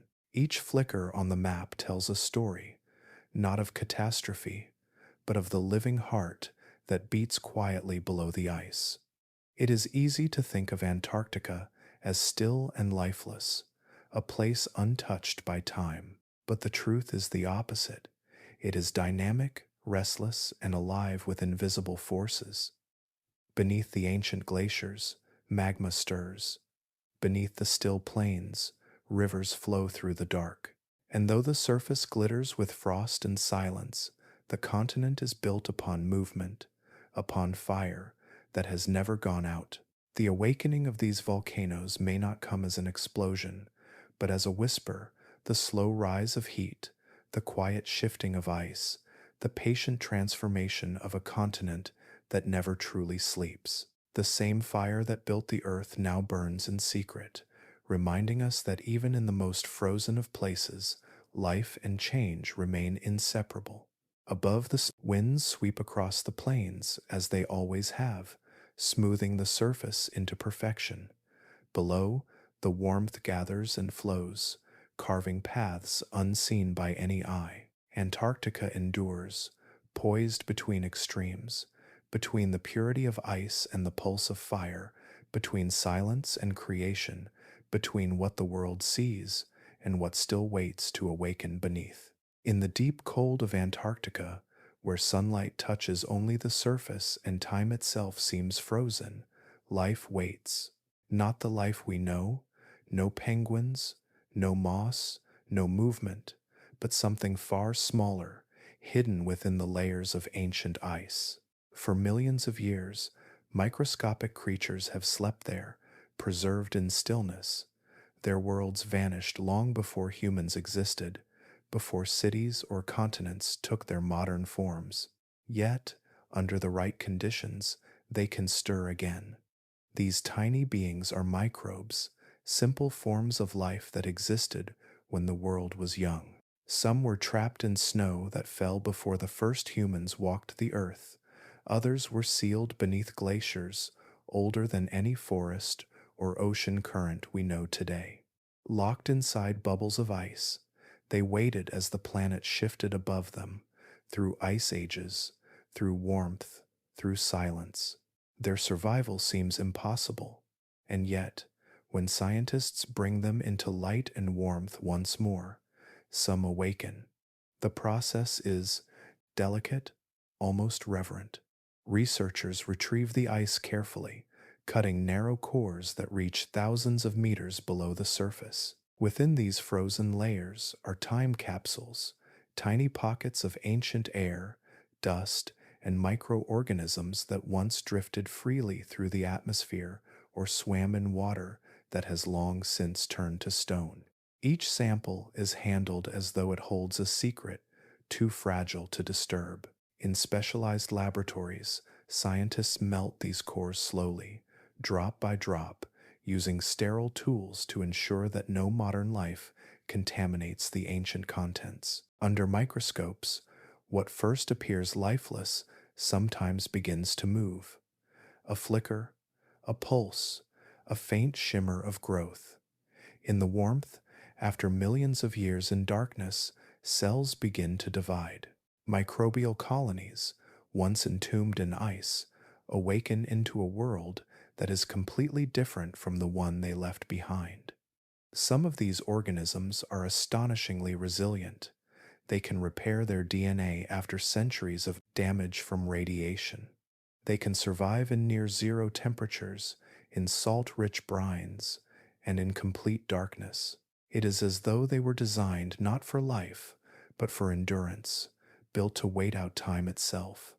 They are, in a way, living fossils, carrying genetic memories of ancient Earth. When researchers examine these revived microbes, they are not only studying the past, they are glimpsing the boundaries of life itself, how far it can stretch, how deep it can hide, and how long it can endure without the warmth of sunlight. Every revived cell expands the definition of what it means for a planet to be alive. Some of these microorganisms are found in subglacial lakes, trapped under miles of ice, where the water never sees the sky. In these hidden realms, life has evolved in isolation for millions of years, sustained only by minerals and chemical reactions deep within the rock. When scientists bring these microbes to the surface, they are meeting strangers from a world within our own, creatures that have never known air, nor light, nor us. The revival of such organisms is not done recklessly. Scientists work under strict conditions, aware of both the wonder and the risk. Ancient bacteria are tested in secure environments, studied not for what they might do to us, but for what they can teach.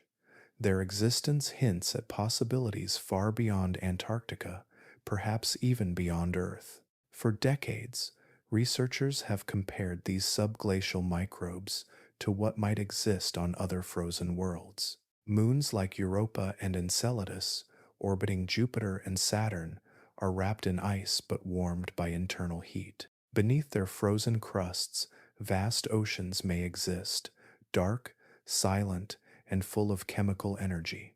If microbes can survive millions of years beneath Antarctica, perhaps similar forms could persist in those alien seas. Even Mars, once warmer and wetter than it is today, may hold remnants of life below its dusty surface.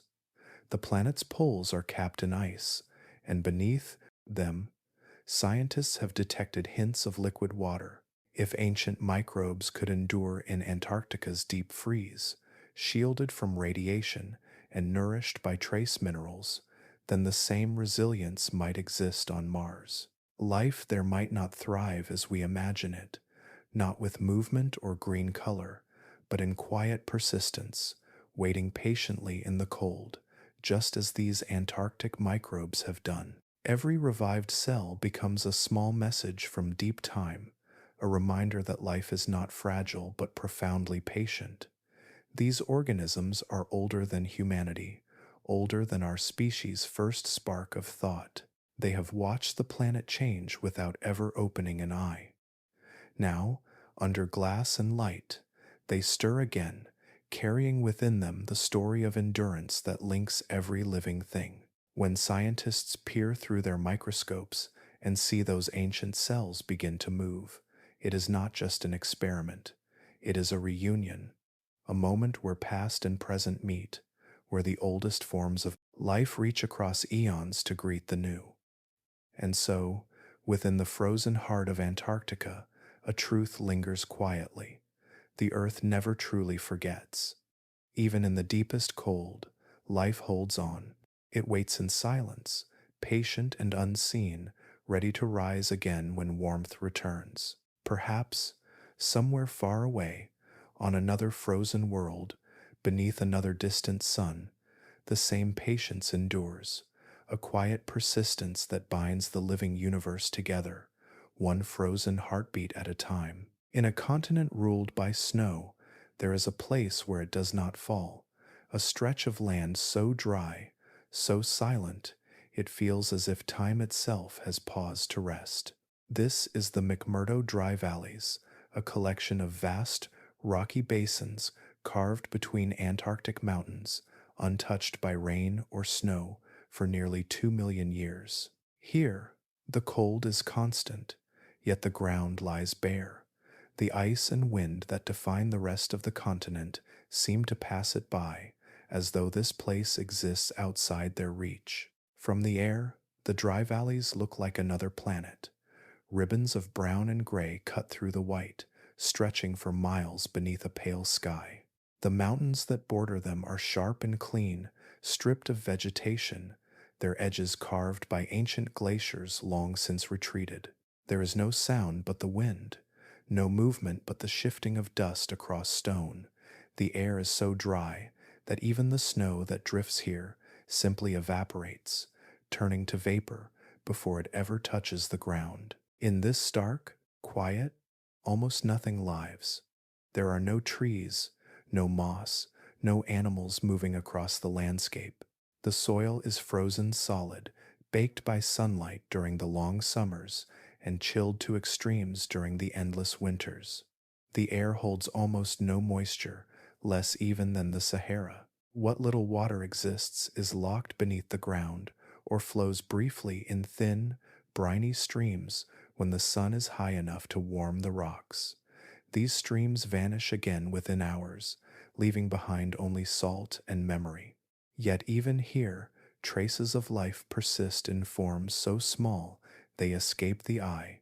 Within the cold ground, hidden in pockets of salt and stone, live communities of hardy microbes, ancient survivors that thrive without light or liquid water. They feed on the minerals in the rock, adapting to the thin atmosphere and the dryness that would destroy nearly anything else. Their quiet persistence makes the dry valleys one of the most valuable natural laboratories on Earth. Scientists call this landscape an analog, a mirror for another world. When the first explorers from NASA looked for places to test their Martian rovers, they came here. The terrain of the dry valleys, with its sharp stones, fractured hills, and bone-dry air, is almost identical to what spacecraft have seen on Mars. The red planet, too, has frozen deserts where water is locked away, where winds carve dust into strange shapes, and where the air is too thin to carry warmth. In this part of Antarctica, the conditions mimic that alien world so perfectly that rovers are driven here before they ever leave Earth. Engineers send them crawling across the rocks, measuring how their wheels grip the uneven ground, how their sensors respond to the brightness of the sun, how their instruments read the minerals beneath them. Every motion is a rehearsal for exploration millions of miles away. What the dry valleys teach us about survival, endurance, and the stubbornness of life helps guide our search for it elsewhere. But beyond the science, there is something deeply haunting about this place. Scattered across the valley floors lie the preserved bodies of seals, creatures from the coast that somehow wandered inland centuries ago and never returned. In the dry, frozen air, their bodies have not decayed. Their skin, leathery and pale, remains intact. Their whiskers are still visible, their eyes sunken but whole. They rest as though sleeping, untouched by time, their journey ended in the silence of the stone. Scientists have studied these mummified seals, tracing the routes they might have taken from the sea. Some may have followed the scent of fish carried inland by the wind.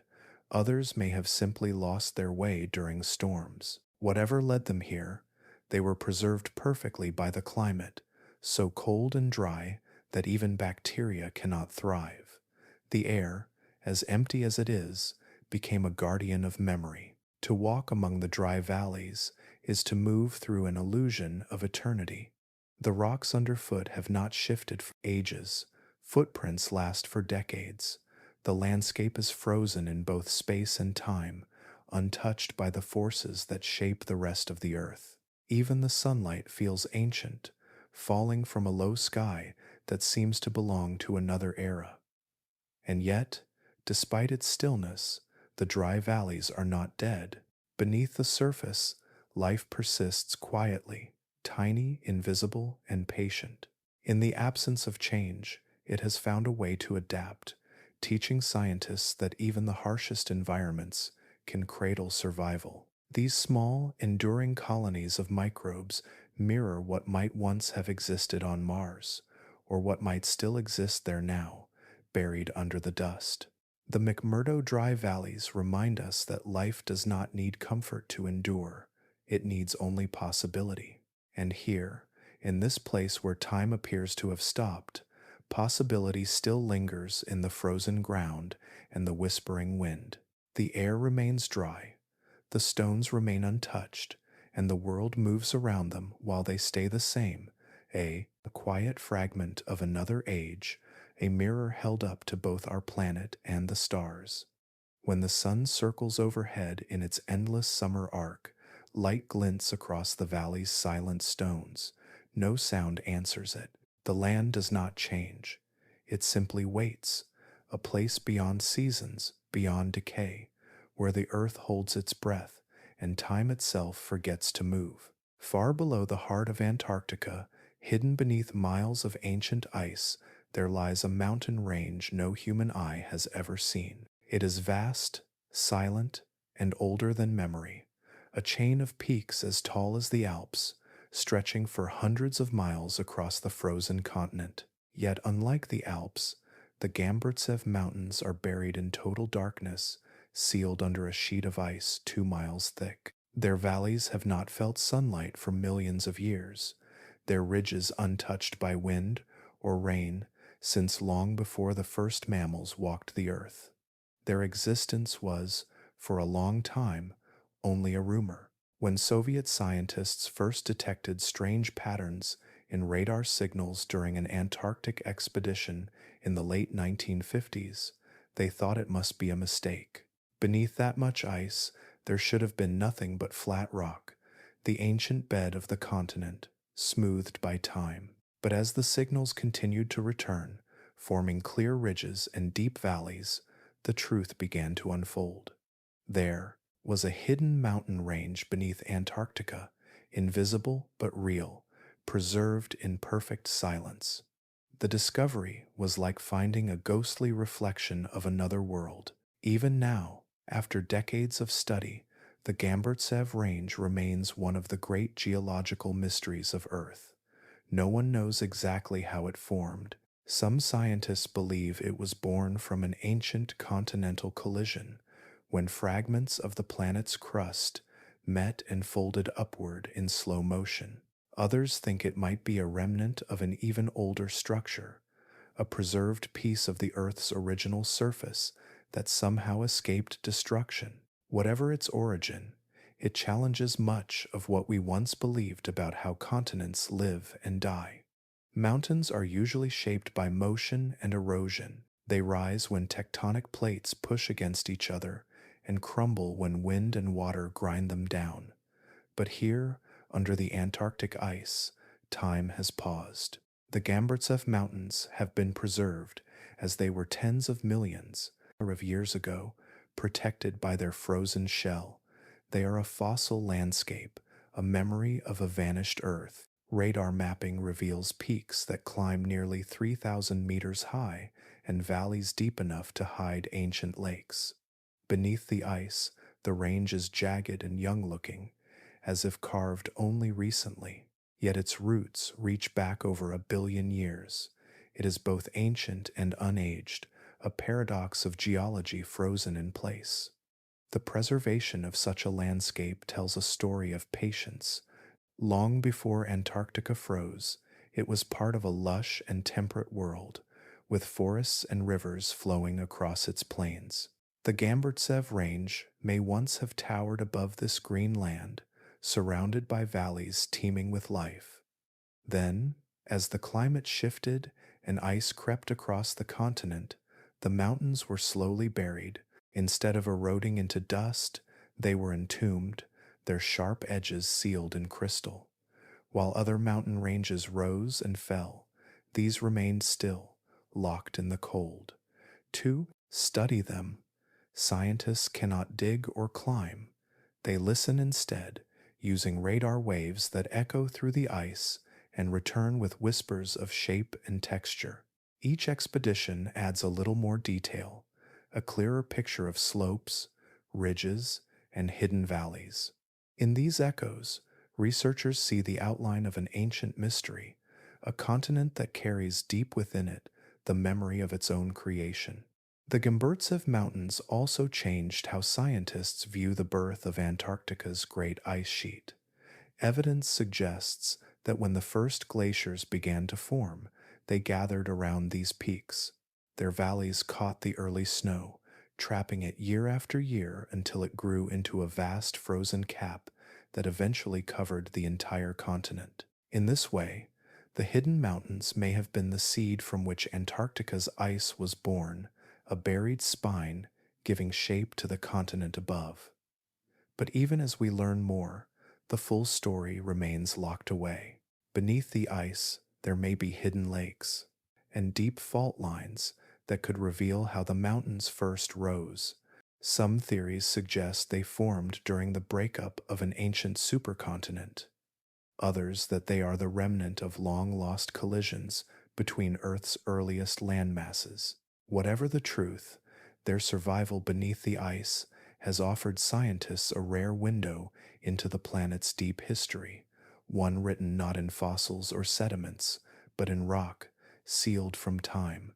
The mystery of the Gamburtsev Range is not only geological, but poetic.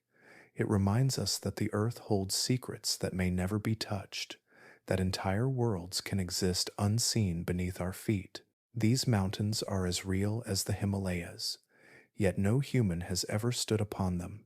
No wind has crossed their peaks. They exist in permanent twilight, their slopes glowing faintly in the reflected light of the ice above. To imagine them is to imagine an ancient Earth preserved in perfect stillness, a landscape both alive and asleep. The ice that hides them is not a shroud, but a guardian, holding their shape against the slow decay of time. And so, beneath the coldest, quietest place on the planet, a secret range endures, untouched by weather or age, still whispering through the echoes of radar and the patient curiosity of those who listen. The Gamburtsev Mountains remain unseen, but not unknown. They are the heart of a continent frozen in motion, a monument to the deep endurance of the earth, where even mountains, given enough silence, can outlast the memory of their own creation. In the year 2019, a team of scientists gathered on a remote plain of West Antarctica, surrounded by wind and silence. They were not there to look at the surface, but to peer deep beneath it, more than a kilometer down, into a place untouched by light for millennia. Under the ice lay a hidden body of water known as Lake Mercer, sealed away from the sky by over 1,000 meters of solid ice. No sunlight had reached it since long before the rise of humankind. From above, the location seemed unremarkable, a flat, endless expanse of white, where even the horizon looked frozen in place. Yet beneath that stillness was an entire lake, larger than many cities, filled with ancient water that had been locked away for hundreds of thousands of years. No one knew what might live there, or if anything could live there at all. The drilling began slowly. The scientists used hot water to melt a narrow shaft through the ice, working carefully so as not to contaminate the hidden world below. The machinery hummed in the cold, releasing steam that rose into the polar air and vanished instantly. For days, they melted deeper and deeper, lowering instruments and sensors into the darkness. The deeper they went, the stranger it felt, as if they were descending not into Earth, but into another planet. When the drill finally broke through to the lake, it released a deep, echoing hiss, the sound of ancient pressure escaping into the modern world. Then, for the first time in its long history, a small sample of the lake's water was drawn upward. It was murky, thick with silt, and carried the faint scent of minerals and iron. The team expected to find it lifeless, a sterile pool long forgotten by time. But what they discovered inside that cold water stunned them all. Under the microscope, the sample was alive. Tiny microorganisms, cells smaller than dust, drifted across the slide. Some were motionless, preserved in the cold like ancient statues. Others stirred, faintly moving. After untold centuries of darkness, they were living descendants of a world that had existed before the ice, surviving in total isolation beneath crushing weight and freezing water. The scientists watched in quiet disbelief. Somehow, beneath 1.2 kilometers of ice, in complete darkness, in temperatures far below freezing, life had endured. It had found a way to persist without sunlight, feeding on minerals and organic traces trapped in the sediment. It was life at its simplest, but also at its most astonishing, a quiet persistence in the deepest cold. Lake Mercer is not alone. It is one of more than 400 subglacial lakes known to exist beneath Antarctica's ice sheet, but it stands out because of what it revealed about the resilience of life. The organisms found there were not new arrivals carried by meltwater or modern contamination. They were ancient, descendants of species that had adapted to an environment that never sees light, where warmth comes not from the bay sun, but from the faint heat of the earth itself. These microbes live off what little energy they can find, the slow breakdown of minerals in rock, the faint traces of carbon that drift down through meltwater, or the chemical reactions between water and the ground below. They are not just survivors of time, but examples of life in its most enduring form, patient, self-contained, and unyielding. For scientists, the discovery at Lake Mercer changed more than our understanding of Antarctica. It changed our sense of possibility. If life could survive here, sealed away beneath ice for millions of years, then perhaps it could exist elsewhere, on frozen moons and distant planets where conditions are even harsher. The moons Europa and Enceladus, orbiting Jupiter and Saturn, are thought to hold vast oceans beneath their icy crusts. For decades, they were considered barren. But now, looking at Lake Mercer, Scientists see a mirror, a glimpse of what might be hidden under those alien surfaces. Just as microbes thrive without sunlight in Antarctica, similar forms of life might swim beneath the ice of distant worlds, feeding on minerals and heat from within. What makes this realization profound is its humility. The life beneath Lake Mercer is not grand or complex. It does not move quickly or shine brightly, yet its quiet endurance speaks volumes. It tells us that life is not bound by warmth or light, but by the simple persistence of chemistry and time. It suggests that wherever there is water, however cold or hidden, there is at least the potential for something to awaken. As the scientists packed their equipment and prepared to leave, the hole they had drilled slowly froze shut behind them. The lake below returned to its long solitude, sealed once more by the weight of the continent. The microbes continued their slow, silent existence, untouched by the brief intrusion. And so, Lake Mercer remains what it has always been, a mystery preserved in darkness. It is a reminder that, beneath the calm surface of Antarctica lies a world still alive, still moving, and still teaching us how vast the story of life truly is. In its depths, time moves differently. The clock of evolution ticks quietly, and somewhere below, in a lake unseen by sunlight, life continues its patient vigil, waiting, as it always has, for the next chapter of discovery to begin.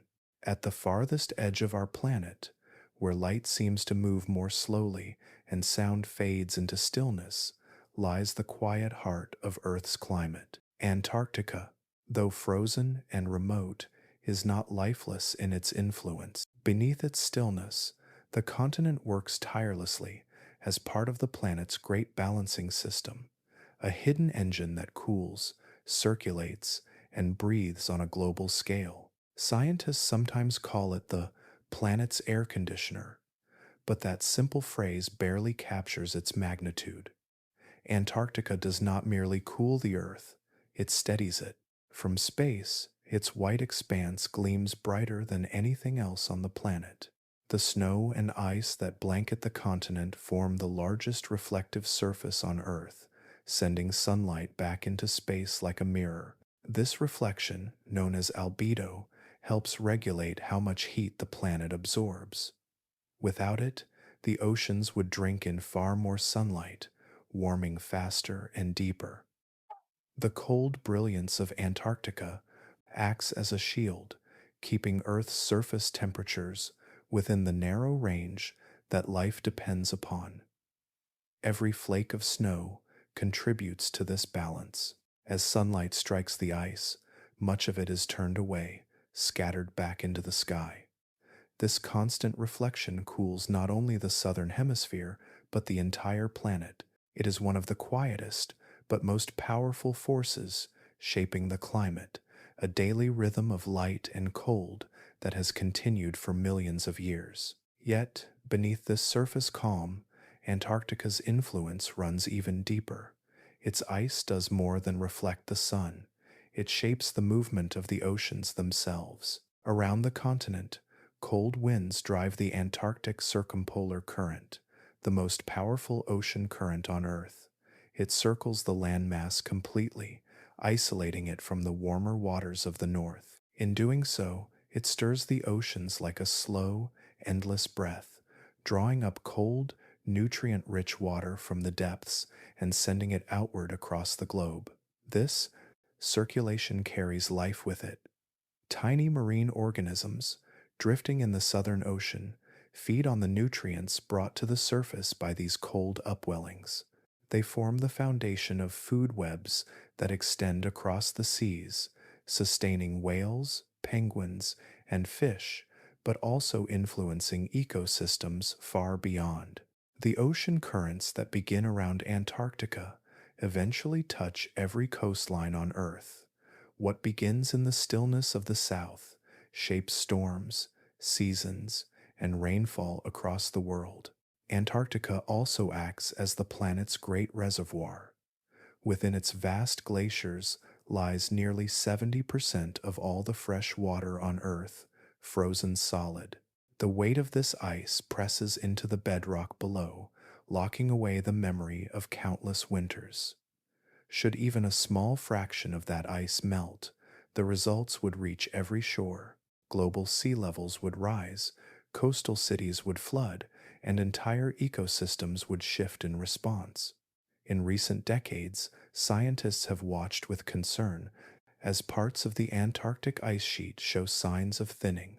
Warm ocean currents slip beneath the floating ice shelves, carving them from below. Cracks form silently, spreading like veins through the frozen mass. It is not a sudden collapse, but a slow unraveling, one that could, if left unchecked, release vast amounts of water into the oceans. The melting ice does more than raise sea levels, it darkens the planet's surface.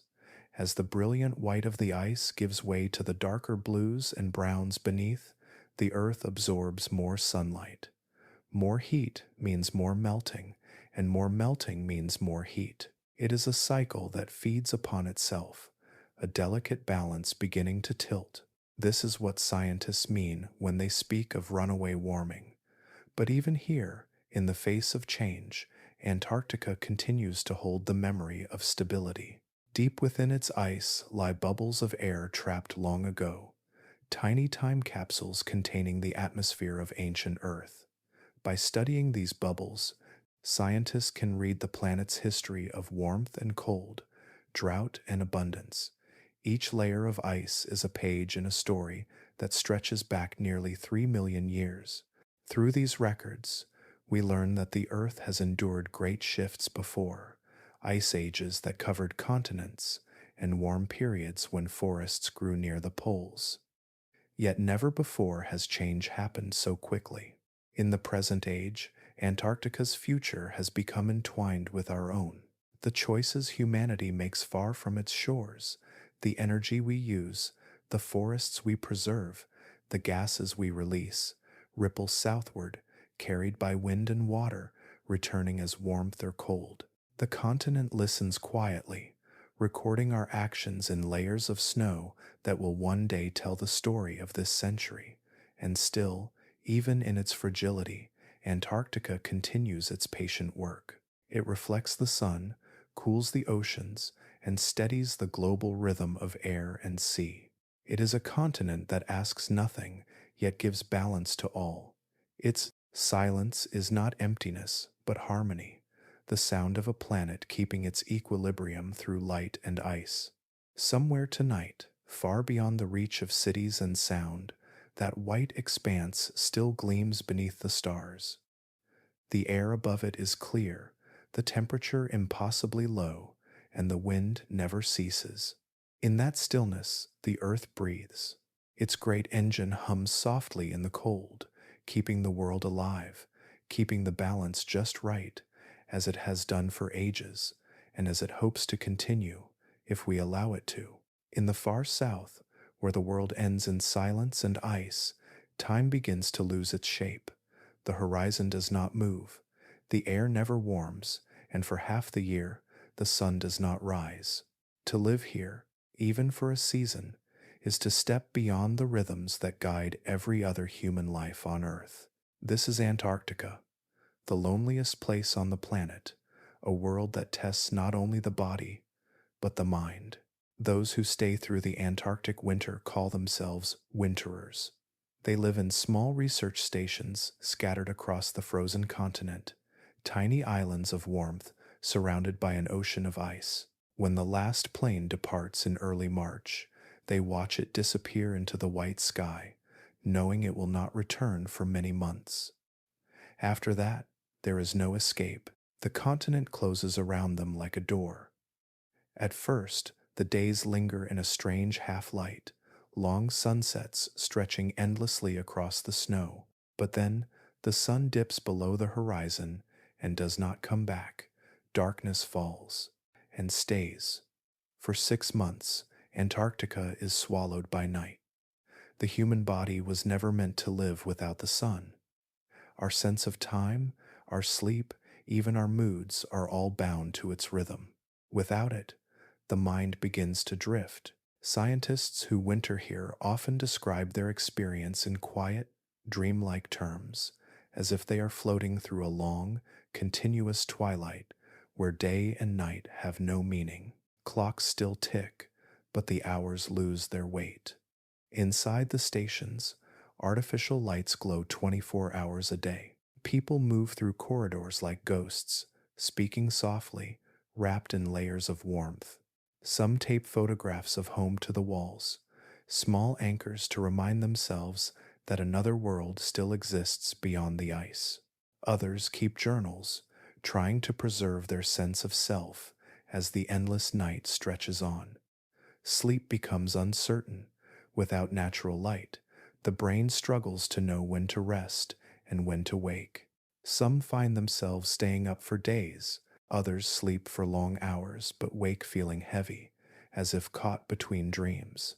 Doctors call this circadian disorientation, but those who experience it describe it more simply as losing touch with the Earth's heartbeat. The isolation deepens as winter progresses. Winds can reach speeds of more than 100 kilometers per hour, turning the outside world into a storm of sound and darkness. It becomes dangerous to leave the buildings. The snow hides the horizon, and in the storm, there is no sense of direction, only a blinding white void. Many stations have safety ropes connecting buildings so that no one gets lost between them. In the heart of a blizzard, even a few meters can mean the difference between life and death. Inside, the walls creak, heaters hum, and every sound becomes amplified by the silence. People learn to speak softly, to move slowly, to stay patient. Yet even small tensions can grow sharp in such confined spaces. Arguments can flare suddenly and vanish just as quickly, leaving a heavier silence behind. Some who have wintered in Antarctica describe moments when their minds begin to play tricks. They hear footsteps in empty corridors. They glimpse figures in the distance that vanish when approached. These are not signs of madness, but of the brain adapting to monotony and isolation. The lack of contrast, the absence of new sounds and smells, can make the imagination reach outward, creating sensations to fill the void. There have been documented cases of deeper psychological strain, hallucinations, emotional breakdowns, and moments of despair. In some stations, doctors quietly monitor the mental health of their crews, aware that even the strongest minds can begin to fray when the world outside ceases to change. The isolation is so complete that psychologists studying it often use Antarctic missions as models for long-term space travel, a rehearsal for what might happen to humans confined on distant planets or spacecraft for years. And, yet, within this stillness, something remarkable also happens. Some people find peace in the emptiness. They speak of a deep calm that settles after the fear passes, a quiet acceptance of the unchanging landscape. The night sky above Antarctica is unlike any other on Earth, clear, vast, and filled with more stars than most have ever seen. During the long dark months, the southern lights ripple across the sky in silent waves of green and violet. They shimmer over the frozen plains like a heartbeat in the heavens. When the first hint of dawn returns, it does not come as a sudden burst, but as a slow deepening of color, a faint blue glow spreading across the horizon. For weeks it lingers, a promise of the sun's return. And when the first light finally rises, those who have endured the long night often weep quietly, not from weakness, but from release. To live through the Antarctic winter is to step beyond the edges of what most humans will ever experience. It is to learn that time can stretch and silence can speak. It is to discover both the fragility and the endurance of the mind. In that distant darkness, where the world is still and endless, the human spirit is tested not by danger alone, but by quiet, by the slow unraveling of rhythm, and the patient waiting for the light to return. And when it does, it feels not just like dawn, but like waking from a dream that had lasted half a year. Deep beneath the white stillness of Antarctica, where the ice presses down with the weight of mountains and silence reigns eternal, there is motion, not the rush of wind or the crack of shifting glaciers, but something quieter, more secret. Beneath 2 miles of frozen weight, rivers flow, unseen, unlit, and endlessly patient. It seems impossible at first. How could liquid water exist under so much ice, in a place where temperatures sink low enough to freeze steel? Yet the Earth is never truly still. The heat that rises from its core, though faint, is constant.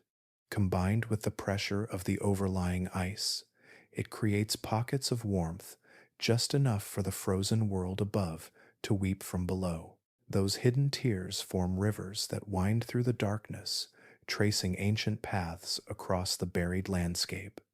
Scientists first suspected their existence not through sight, but through echoes.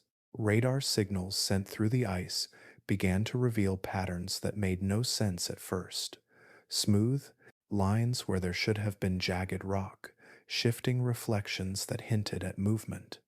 What they were seeing was water, moving slowly through a world sealed from the sky for millions of years.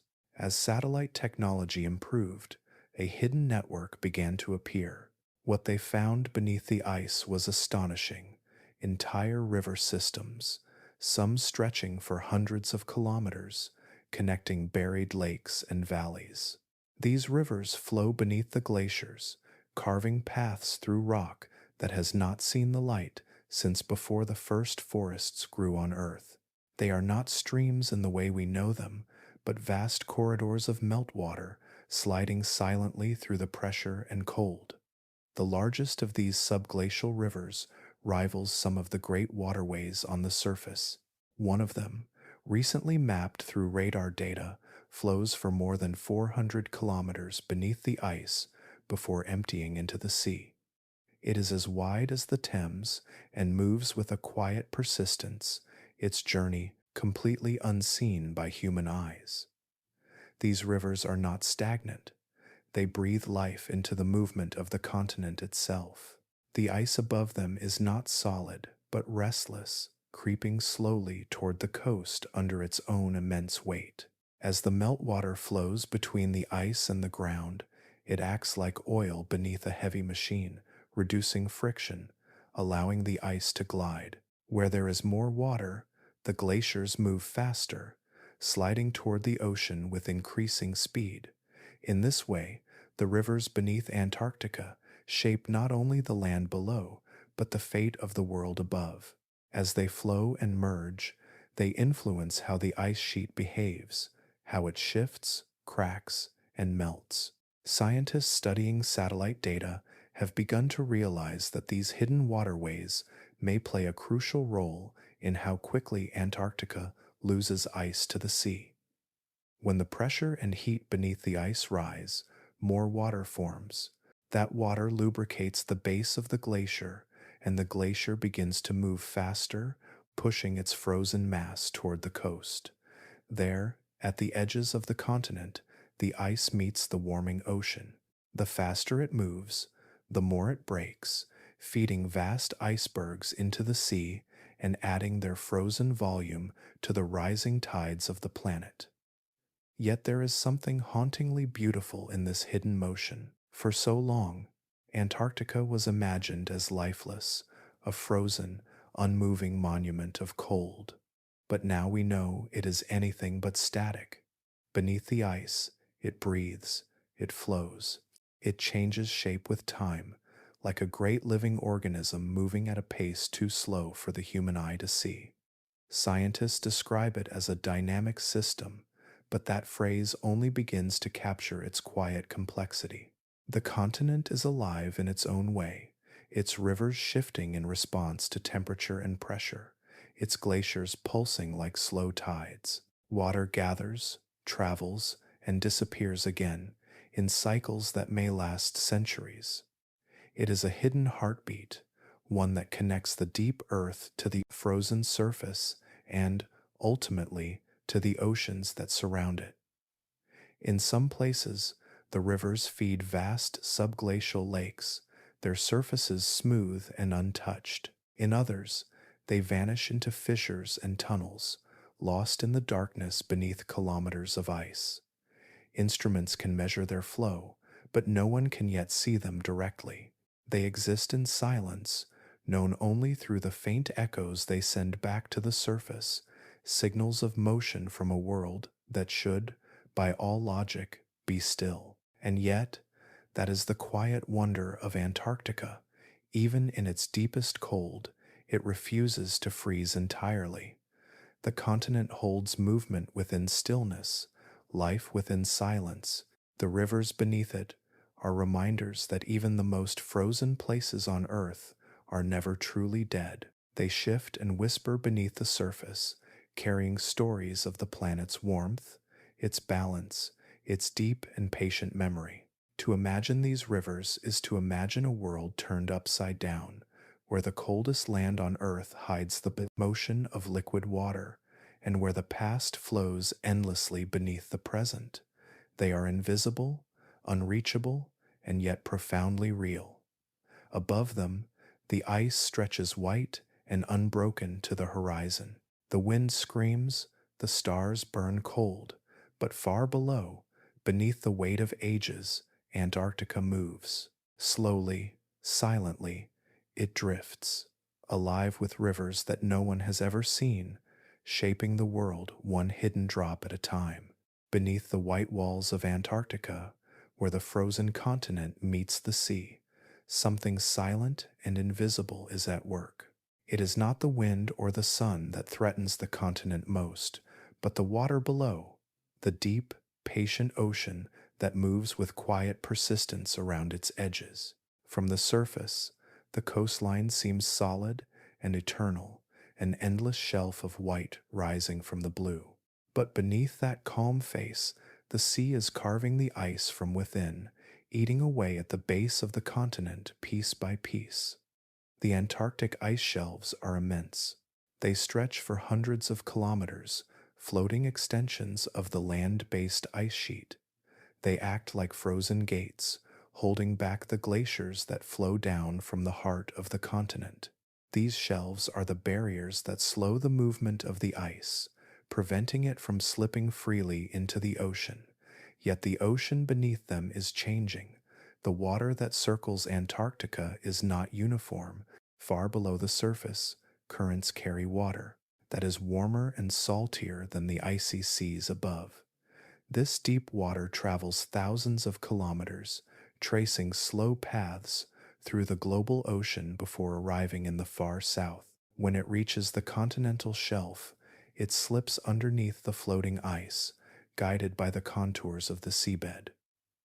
There, in total darkness, it begins its work. The warmth it carries is subtle, only a few degrees above freezing, yet in a place as delicate as Antarctica, that is enough to begin the unmaking of a continent. The water seeps into cracks and hollows, melting the ice from below.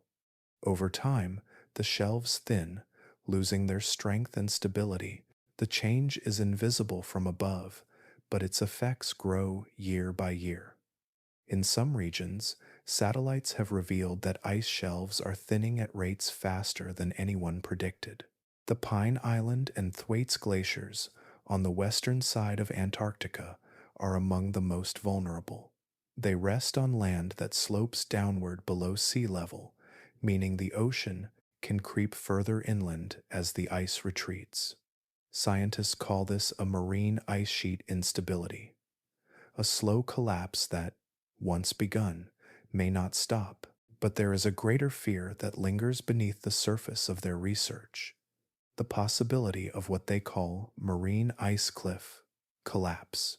Ice, when it becomes too tall and unsupported, can break suddenly. The towering cliffs that form as shelves disintegrate may crumble under their own weight, collapsing in great cascades of ice into the sea. If this happens on a large scale, the collapse could be rapid, releasing vast volumes of ice that have been stable for millennia. The idea seems almost unthinkable, an entire wall of Antarctica giving way, falling piece by piece into the dark water. Yet, in the language of physics, it makes sense. The ice shelves act as braces, and when those braces weaken, the immense pressure of the inland ice has nowhere to go but forward. The ocean, by eating away at the base, removes the foundation, and the rest begins to follow. It is a strange reversal of the world we know. We think of the sea as cold and the land as firm, yet here the sea is the warmer, more powerful force. The ice, for all its strength and mass, melts quietly under its touch. From above, the landscape may appear unchanged for years. The snow still gleams in sunlight, the winds still race across the plains, the silence still feels eternal. But beneath, the ocean works patiently, reshaping the boundaries of the continent grain by grain. The melting is not just local.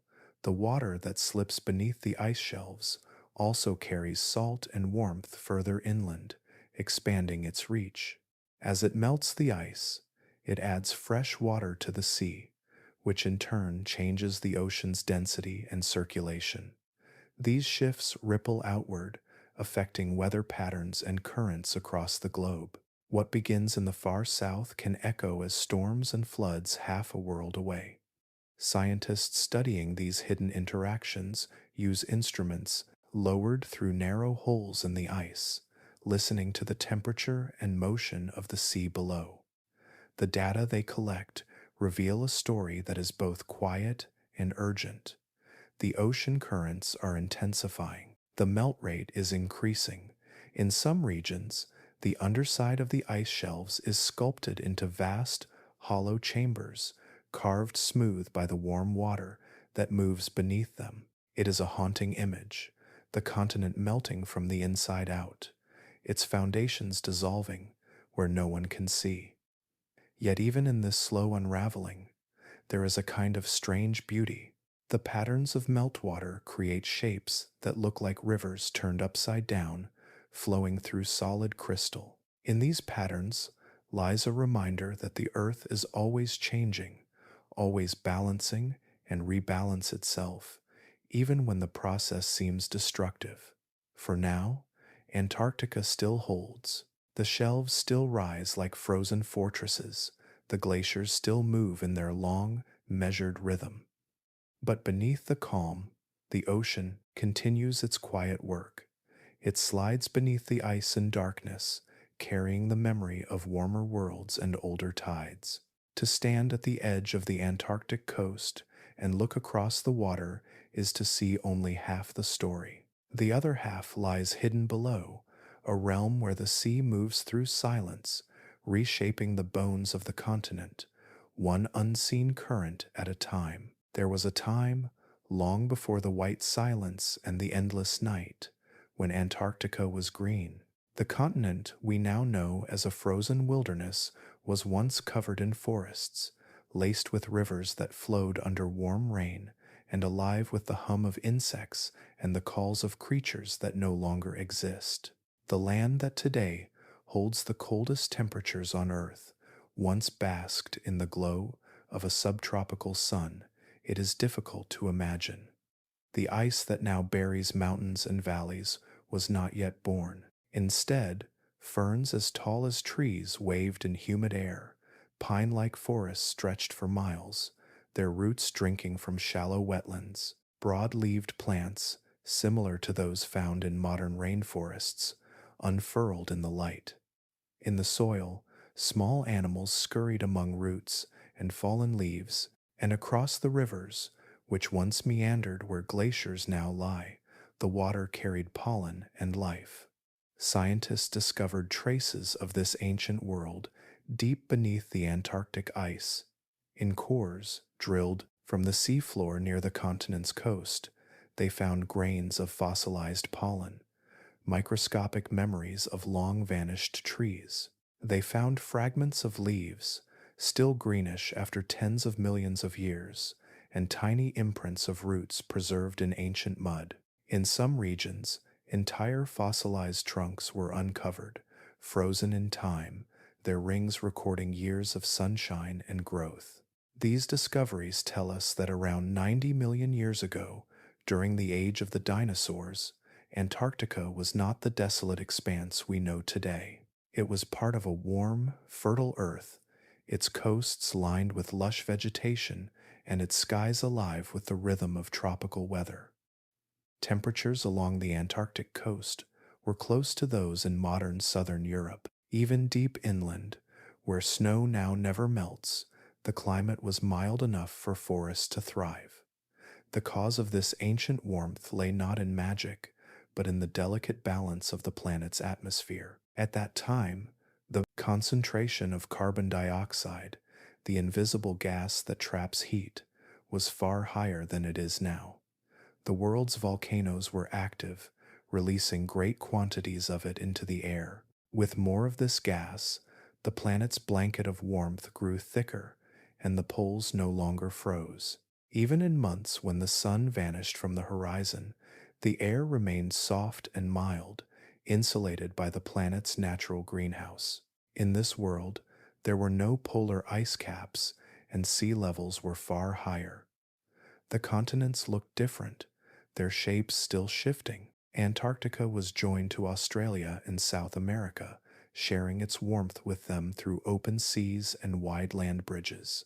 Ocean currents flowed freely around the planet, distributing heat evenly, keeping the Earth in balance. The transformation of this green world into the one we know today happened slowly, over millions of years, as carbon dioxide levels began to fall. The planet cooled, first gradually, then with growing force. Forests thinned, rivers froze, and snow began to linger through the summers. The warmth retreated toward the equator, and ice started to take hold of the southern continent. Eventually, the balance tipped completely. Antarctica slipped into deep freeze, its forests buried beneath layers of snow that never melted. Rivers hardened into glaciers. Valleys were ground smooth by the slow movement of ice. What was once green turned white, and the memory of that ancient warmth was sealed beneath kilometers of frozen time. Yet those ancient leaves and grains of pollen, carried through ages of silence, still speak. They remind us that Earth has never been fixed in one form. It swings between extremes, between warmth and cold, between abundance and silence.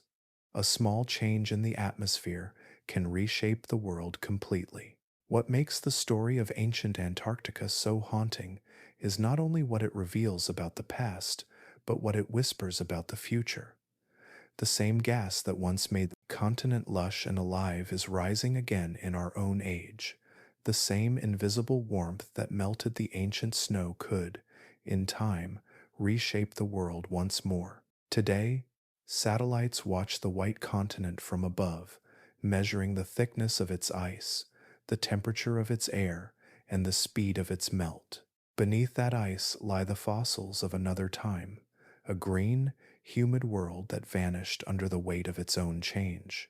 The air that once fed those forests is now entombed in bubbles within the ice, holding traces of that distant atmosphere. Scientists can measure it, breathe its faint echo, and understand how fragile the planet's balance truly is.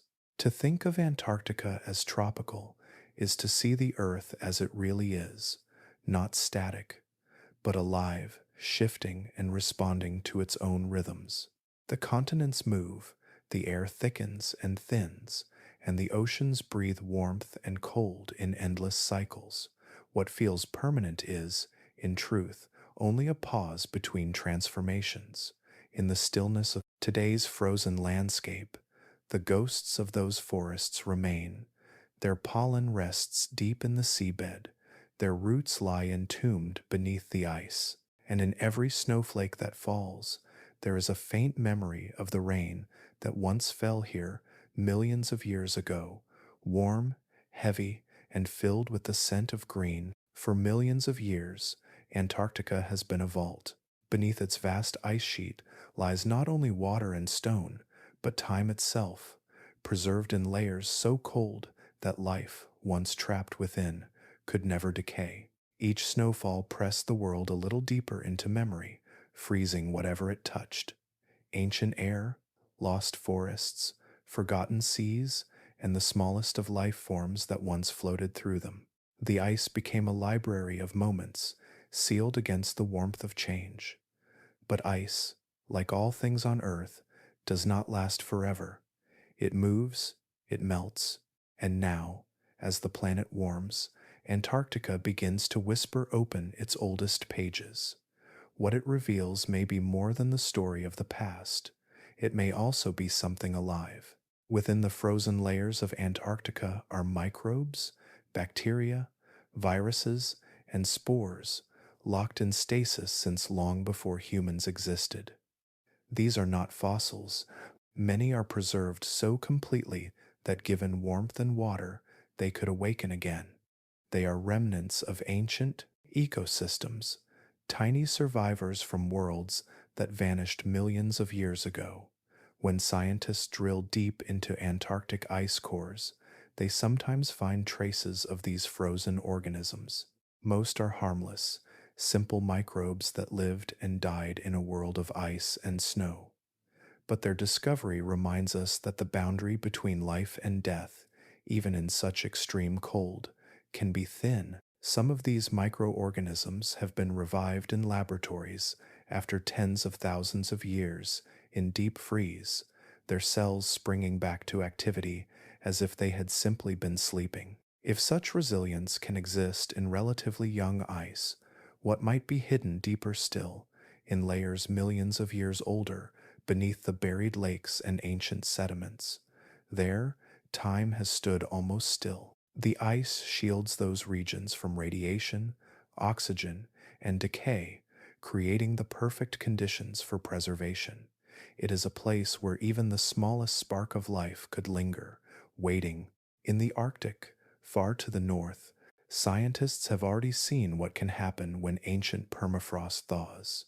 In the Siberian tundra, long frozen soil has begun to soften as global temperatures rise. In some places, carcasses of Ice Age animals, such as mammoths, have emerged from the melting ground. Along with them, ancient bacteria have reawakened, including strains capable of infecting living animals. One outbreak of anthrax, a disease dormant for nearly a century, was traced to a thawing reindeer carcass once sealed safely in permafrost.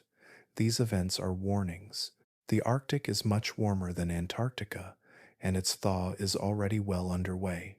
But in Antarctica, the ice is far older, deeper, and purer. Beneath it may lie microbes from periods so ancient that even the continents were arranged differently. The air then held more carbon dioxide, the oceans were warmer, and life followed different rules. Any organisms preserved from those times would be unlike anything alive today. Scientists approach this mystery with both curiosity and caution. The possibility of reviving ancient microbes is both thrilling and unsettling. On one hand, studying them could reveal how life adapts to extreme conditions, how it endures even in the absence of sunlight or warmth. On the other, these life forms evolved in ecosystems long gone. Exposed to modern life, they might behave in ways we cannot predict. Viruses, especially, pose a unique challenge. Unlike bacteria, they are not alive in the usual sense. They are genetic fragments waiting for a host. In the cold, they can remain preserved for extraordinary lengths of time. Some researchers have successfully revived ancient viruses from Siberian ice, tens of thousands of years old. None have been dangerous to humans, at least not yet, but their existence shows how tenacious these entities can be.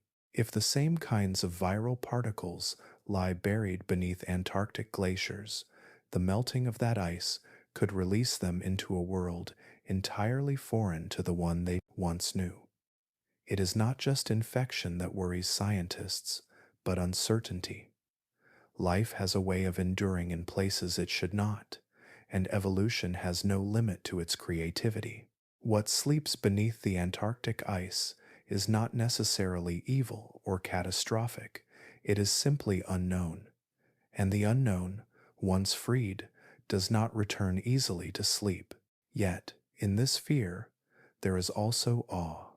The thought that a living cell could survive millions of years of darkness and cold is not merely a danger, it is a testament to life's astonishing persistence. These microbes have outlasted continents, climates, and species. They have waited patiently through extinctions and ice ages, through the long silence of time. If some of them awaken, they will not find the earth they left behind. The air is different. The oceans are warmer. The balance of life has shifted in every way.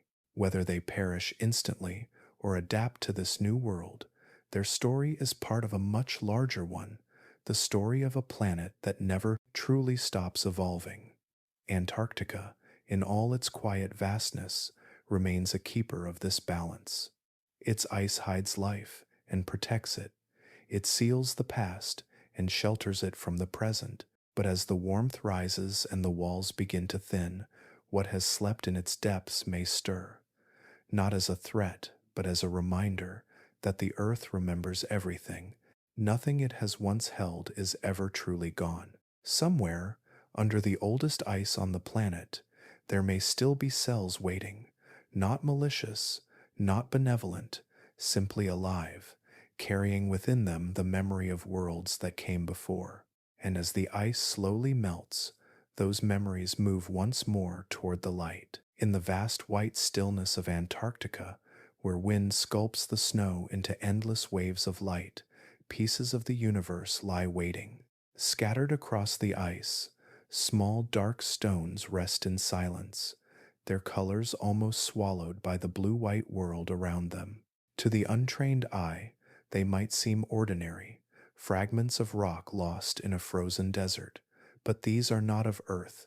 They are meteorites, ancient travelers from the deep past of the cosmos, older than the planet beneath them. Each one carries a story that began long before the continents formed, before the first oceans shimmered under sunlight, before even the sun itself burned bright. Many are remnants from the birth of the solar system, when dust and gas swirled together in a disk of creation, forming the planets and moons we now know.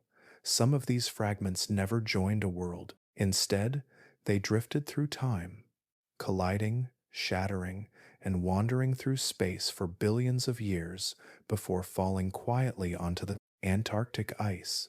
There is a strange poetry to where they land. Unlike most places on Earth, Antarctica preserves them perfectly. The continent's frozen surface is like a vast sheet of glass, clean and untouched, where anything that falls stays visible. Snow piles slowly, burying the stones for a time, but the movement of the ice brings them back again, rising through the surface as glaciers flow and the wind erodes the snow around them. It is a natural conveyor of the cosmos. Each year, small teams of scientists venture into this frozen emptiness to search for these visitors from the stars.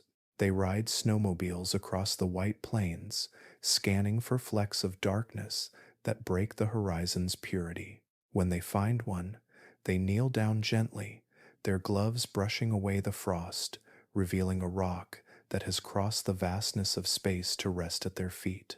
The sight never grows ordinary.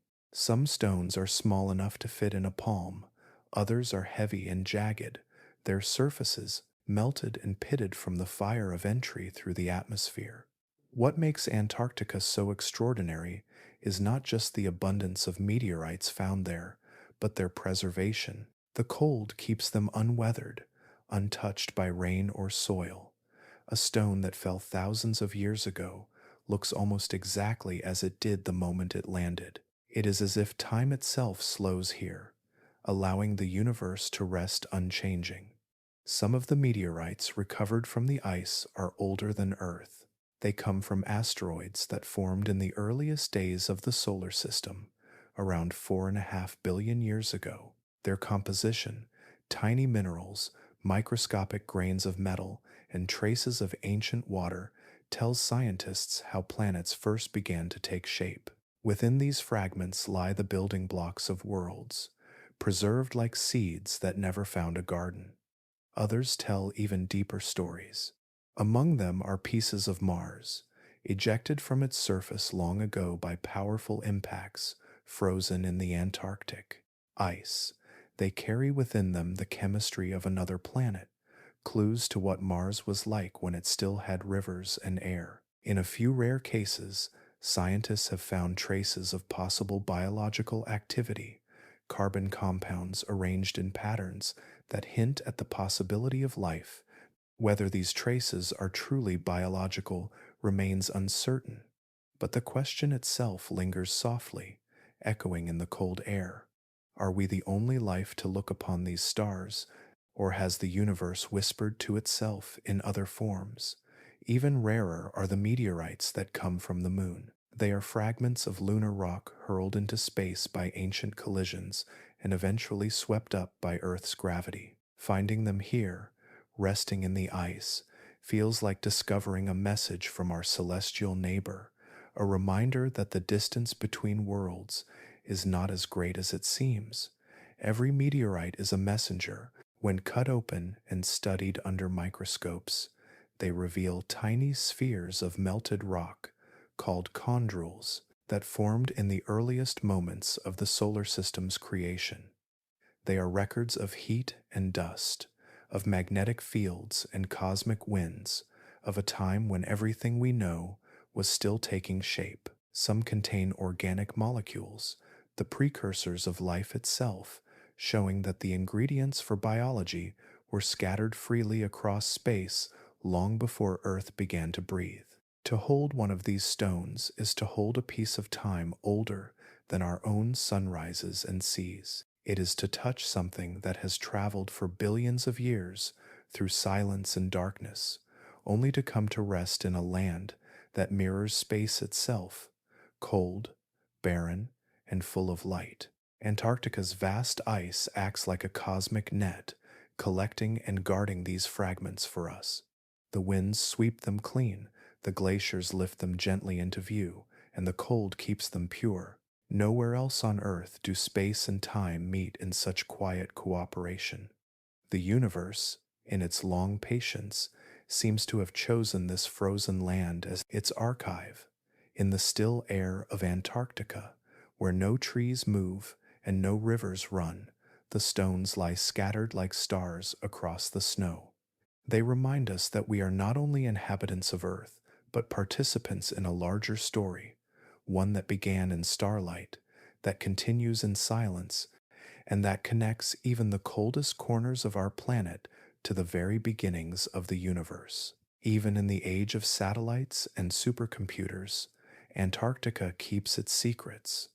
It is a continent that allows glimpses but never full understanding, offering data like whispers through a frozen veil. For all the probes and sensors that have crossed its surface, there remain shapes beneath the ice that no one can name, signals that appear and vanish, and regions where physics seems to speak in riddles. Among these mysteries are the magnetic anomalies, faint but persistent disturbances in Earth's magnetic field that ripple through instruments whenever researchers map the continent. These anomalies are not imagined, they are measured, recorded, and confirmed by multiple missions from space and ground alike. Yet, their causes are often unclear. They appear as subtle distortions in the planet's natural magnetic flow, as if something deep beneath the ice were tugging softly at the invisible lines of force that wrap around the world. One of the most famous of these lies near the eastern interior of the continent, beneath a region of thick, unbroken ice. There, sensors have detected a strong magnetic signature, far stronger than what should exist in a landscape buried under miles of frozen water and ancient rock. Some scientists believe it may be the remnant of a massive asteroid impact, one that struck the planet over 250 million years ago, leaving a scar that still hums faintly through the planet's crust. Others think it could be the buried remains of metallic minerals, concentrated by geological processes long before Antarctica froze. Yet there are no samples, no clear seismic readings, and no way to drill through the 2 miles of ice above it to know for certain.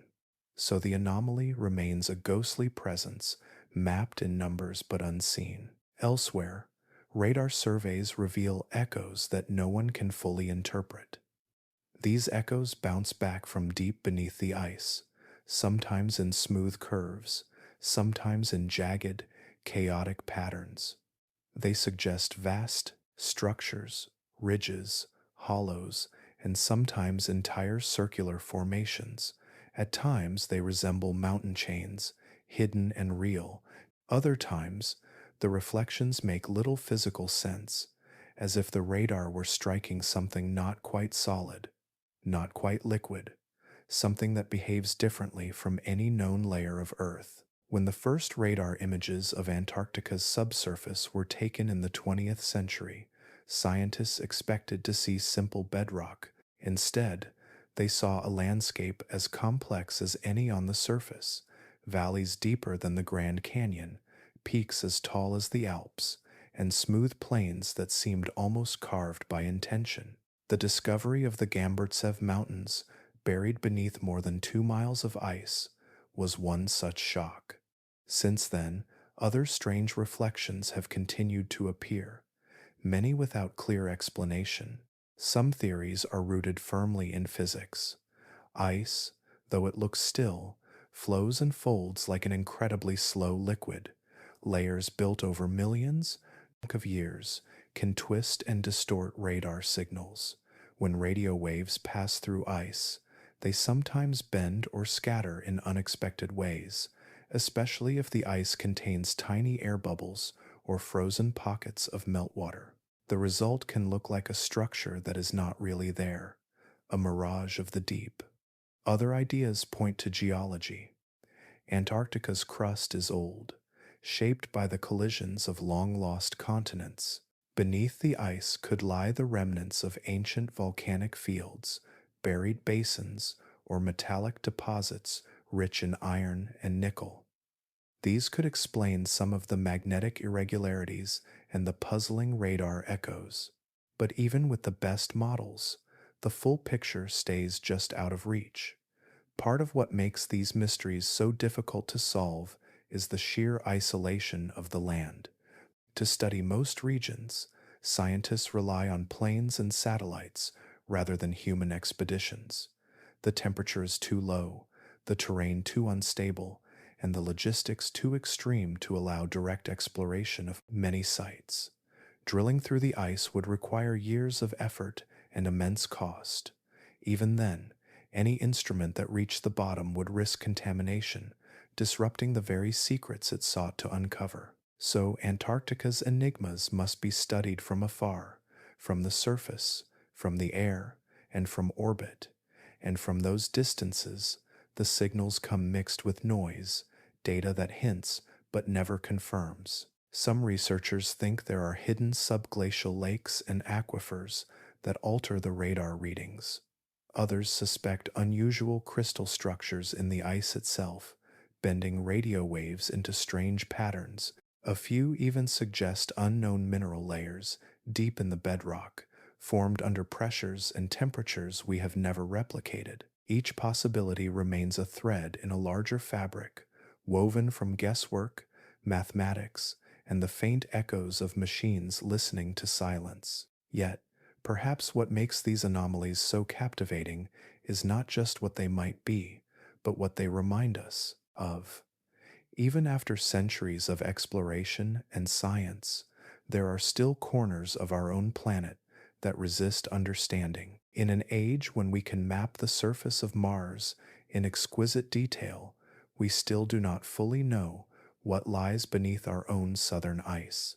When satellites pass above Antarctica and send back their readings, the data forms patterns, waves, dips, and glimmers of energy beneath the white surface. Scientists trace them carefully, layer by layer, trying to translate their meaning. And though every theory brings us closer, the heart of the mystery endures, unchanged and silent beneath the ice. In that stillness, the continent seems almost aware, not alive in the way we understand life, but steadfast, protective of its depths. What lies beneath is not fantasy, but truth too vast and complex to yet reveal itself. For now, the magnetic hums and the unexplainable echoes remain as Antarctica's quiet heartbeat, pulsing through its frozen body, steady, ancient, and waiting to be understood. In the farthest reaches of Antarctica, where no human has ever stood, the future of exploration hums quietly within frozen silence. It does not come in caravans or footprints or flags, but in machines, small, deliberate, and patient machines built to move where we cannot. Through the pressure of ancient ice and the blackness of water that has never seen the sun. They call them cryobots, machines designed to melt their way through ice as gently as possible, carrying instruments within their sleek metal bodies. Each one is a narrow cylinder lined with sensors, cameras, and chemical probes. They descend slowly, melting tunnels behind them with carefully controlled heat and sealing the passage as they go to avoid disturbing what lies beneath. Their purpose is not conquest, but contact, to listen, to measure, to see. These cryobots represent one of humanity's most delicate attempts to touch a world that resists being touched. Beneath Antarctica's vast sheet of ice are hidden lakes, ancient sediments, and living systems that have evolved in isolation for millions of years. To reach them is to risk everything, not only the safety of the machines, but the purity of what they might find. A single trace of modern bacteria, introduced from the surface, could alter those sealed ecosystems forever. For that reason, every deep ice mission is prepared with almost sacred care. The machines are sterilized in laboratories cleaner than hospital rooms, sealed in sterile containers, and lowered through boreholes carved by pressurized hot water. The drills themselves must be filtered and treated to prevent contamination. Scientists work for years before each attempt, testing every screw and circuit for anything that might disturb the fragile equilibrium of the buried lakes below. In 2012, a team successfully drilled into Lake Vostok after decades of planning. Beneath nearly 4 kilometers of ice, they found ancient water untouched since long before humans walked the earth. Yet the moment of triumph came with caution. The samples they retrieved had to be studied slowly, carefully, for fear that even the act of touching them could introduce the present into a world that belonged to the past. Since then, new generations of explorers have turned their attention to technology, to tools that can go farther, see deeper, and act more gently. Cryobots are joined now by autonomous submersibles, robots designed to swim through the under-ice oceans, guided only by sensors and code. These small machines carry lights that pierce the blackness, cameras that send back trembling streams of images, and robotic arms to take samples without stirring the sediment below. In some ways, these missions are like rehearsals for future journeys beyond Earth. The same designs that allow a cryobot to melt through Antarctic ice might one day help us reach the oceans beneath the icy moons of Jupiter or Saturn, places like Europa and Enceladus, where scientists believe liquid water and perhaps even life may exist beneath frozen crusts. Antarctica, in all its distance and silence, is our best teacher for such endeavors.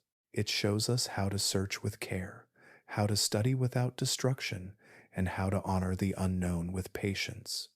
But there is a growing question, one that sits quietly beneath every scientific plan. Should we? For as much as the urge to explore defines us, so does the responsibility to protect.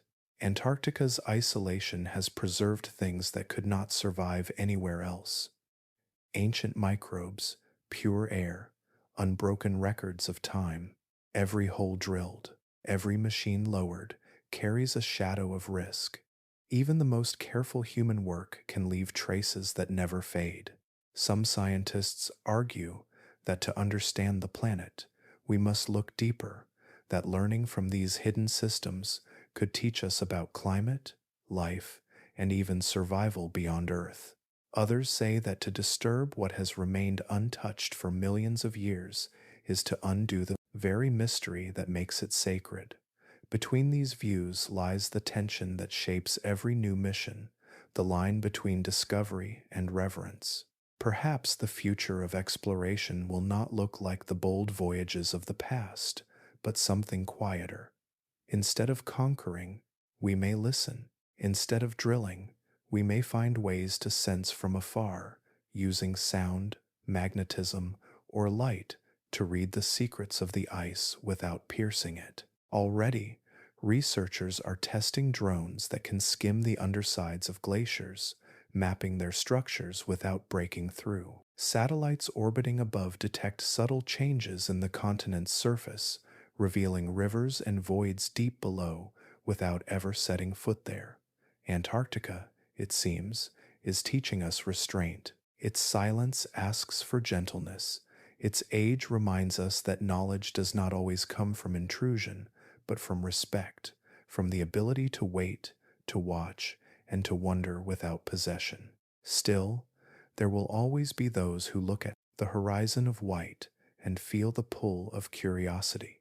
The dream of the cryobot melting slowly downward, of a small camera flickering to life beneath an ancient lake, will continue to guide the patient explorers of tomorrow. Somewhere, perhaps years from now, a robot will descend through the frozen miles, alone in the dark. Around it, the ice will glow faintly with reflected light, layers upon layers of time passing in silence. When it finally reaches the hidden water below, it will drift gently, listening to the soft hum of the planet itself. It will not disturb, it will not claim, it will only witness the quiet meeting of human wonder and the deep, patient mystery of the world beneath the ice. In every age, humanity has looked outward, driven by the quiet urge to see what lies beyond. Across oceans, through forests, over mountains, and now beyond the sky itself, we have sought to understand and to touch. The maps we once filled with dragons and warnings now bear neat lines and satellite images. The edges of the known world have retreated again and again, and yet, at the bottom of our own planet, one vast frontier still resists us, calm, cold, and unyielding. Antarctica reminds us that not all boundaries exist to be crossed, and not all mysteries are waiting to be solved. When explorers first set foot upon its ice, they believed it was a matter of time before the continent would yield its secrets. They carried flags and shovels, ropes and journals, their breath-forming halos in the frozen air. Some returned with frostbitten hands, others did not return at all. The silence of the southern world accepted their attempts without anger or invitation. It neither welcomed nor rejected. It simply was. Decades passed, and technology advanced. Satellites orbited, radars probed, and machines crept across the endless plains of snow. What explorers once did with courage, scientists now do with data, and yet the essence of the challenge remains unchanged. No matter how precise the instruments, how powerful the computers, Antarctica stays beyond complete knowing. The ice shifts, cracks, and reforms, concealing its heart anew. Beneath it, mountains sleep unseen, rivers flow in the dark, and ancient air lies sealed away, all untouched by the reach of human hands. There is a kind of humility in that realization. For so long, progress has been measured by what we can reach, extract, and master. But here, progress means learning restraint. The cold teaches patience, the wind demands silence, and the sheer scale of the continent humbles even the most advanced machines. A storm can erase the work of months in a single night. A misplaced step can end a life within seconds. Every success in Antarctica exists on borrowed terms, permitted only for a moment before the continent closes around it again. In the stillness of this place, it becomes clear how small we truly are. The ice has seen continents drift and mountains rise, has watched entire species come and go. Human history, with all its triumphs and inventions, is a flicker in comparison.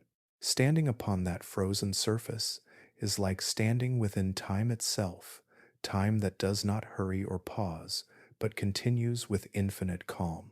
Even in our most advanced research stations, surrounded by instruments and communications that connect to every corner of the globe, the isolation is absolute. The horizon stretches unbroken, the light glows strange and constant, and the sound of the wind becomes a language of its own. The people who live there for months describe moments of quiet so deep that they can hear their own hearts. Others speak of the strange pull of the land, the way it empties the mind until only awareness remains. It is not a place one conquers, it is a place one endures, and if fortunate, comes to understand. Antarctica stands as a mirror to our ambition, reflecting both our ingenuity and our limits. It reminds us that intelligence does not guarantee dominion, that knowledge does not always require possession. There is wisdom in recognizing when to step back, when to observe rather than disturb. In this frozen expanse, the balance between curiosity and respect becomes more than philosophy, it becomes survival. In a world growing ever louder and faster, Antarctica is stillness incarnate. Its vastness dwarfs the noise of nations and the hurry of progress. It does not change to suit us. Instead, it asks us to slow down enough to notice. Beneath the white horizon, time feels different, not a race, but a rhythm. Each gust of wind, each glittering shard of ice, carries the echo of a planet older and greater than any of our designs. Perhaps this is its quiet lesson, that the measure of exploration is not in how far we travel, but in how deeply we learn to see. To know that there are still places where nature holds the final word is not defeat, but understanding. The earth is not ours to master, only to share. As satellites continue to orbit above and drones skim across the frozen air, the continent endures, untouched in spirit.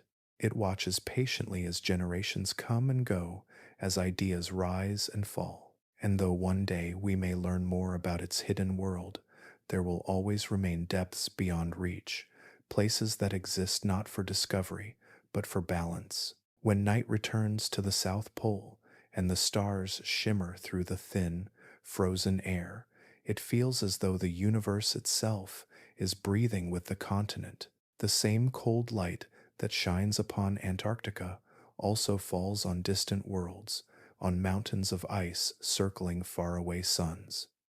In that moment, the difference between our planet and the cosmos seems to fade. Both are vast, both are mysterious, and both remind us how small a single heartbeat can be against the sweep of time. Antarctica does not need to be conquered, and perhaps that is its greatest gift. In its stillness, it keeps a truth that modern life often forgets, that wonder does not always demand ownership, and that the unknown can be beautiful precisely because it remains unknown. It is the quiet breath between human curiosity and the patient endurance of the world, a reminder that even at the edge of all exploration, there is value in simply standing still. There are places on Earth that seem to exist outside of time, where silence becomes more than the absence of sound. In Antarctica, silence has weight. It settles like the snow, soft and patient, resting across everything it touches. It fills the air between the ice and the sky, between one heartbeat and the next. And in that silence lies something deeper than emptiness, something sacred, deliberate, and profoundly alive. For all our instruments and technology, for all the miles we have crossed and the worlds we have mapped, Antarctica remains a place that chooses to stay quiet. It does not resist us out of cruelty or indifference, but out of purpose. It stands as a keeper of memory, holding within its frozen body the story of everything that has ever lived and everything that may yet come. Beneath its ice sleeps the archive of the planet, sealed layer by layer through time. Each snowflake that fell a million years ago still exists there, pressed into the weight of the centuries, preserving the whispers of air from ancient skies.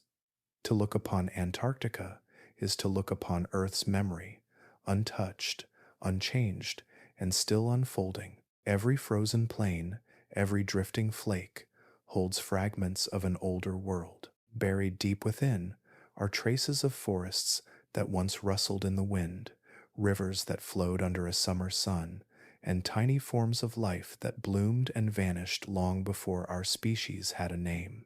The continent's silence is not absence, but preservation.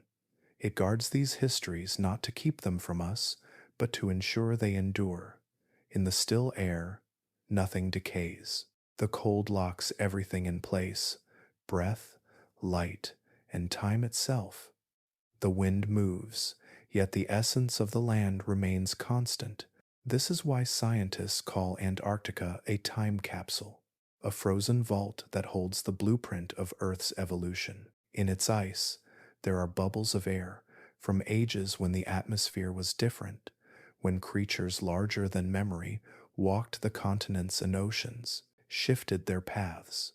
The patterns hidden within those bubbles reveal not only the planet's past, but its pulse, the rhythm of its breathing through the ages. And yet, despite the knowledge buried there, the continent reminds us gently that some truths are not ready to be uncovered.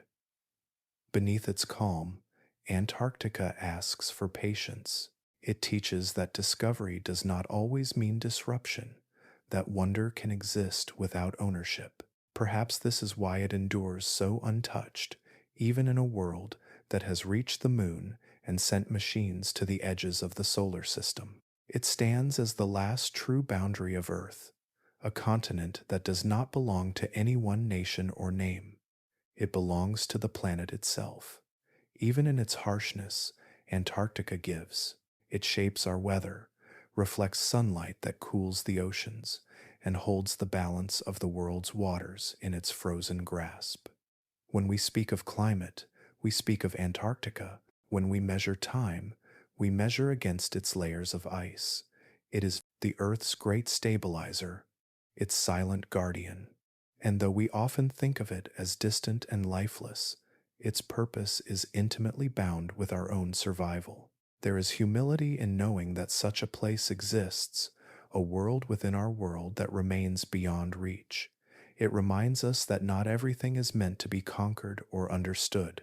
Some places exist to keep us grounded in awe, to remind us of the limits of our knowledge and the grace of restraint.